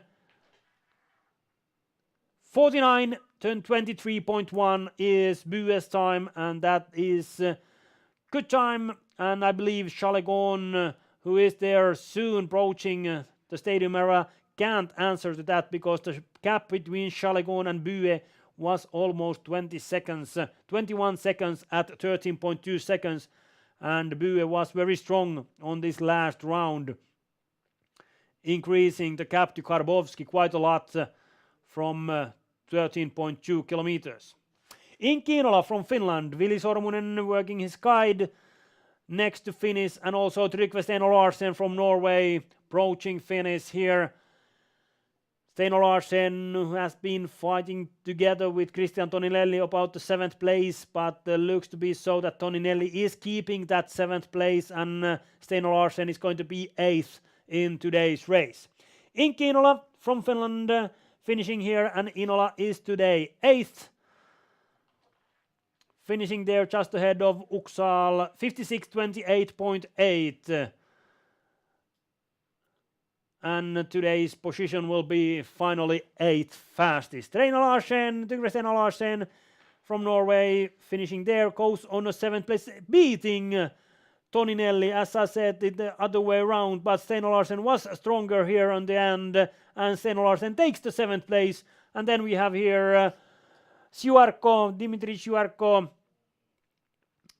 taking the 2nd place behind Eirik Bue, 2:03 behind. And then Antoni Chalegon, who was fighting good, have a good fight with Eirik Bue about the 2nd place. And Chalegon has here last 50 meters to ski, followed by Luka Kubicka and Evelia Marcic. First Chalegon finishing here and goes on a 2nd place behind Eirik Bue. Difference is only 12.9 seconds.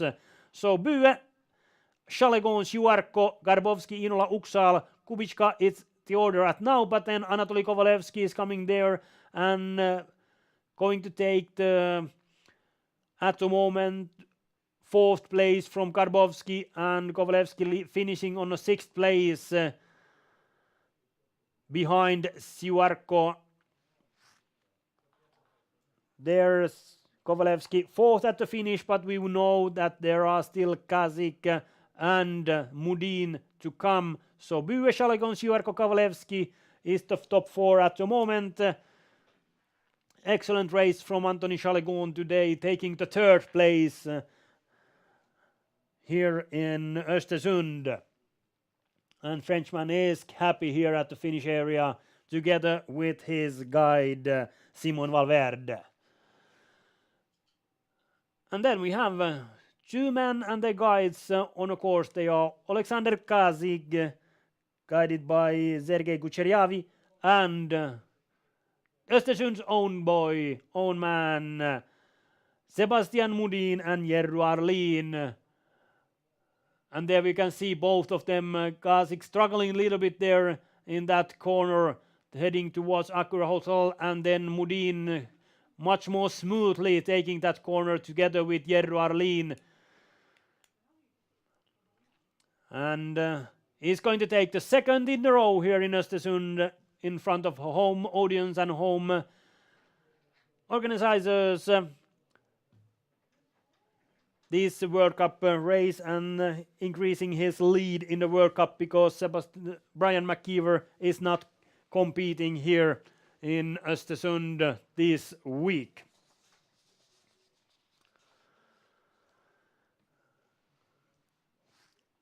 These 2 skiers, Kazik and Mudin, now side by side there, gliding towards the stadium area.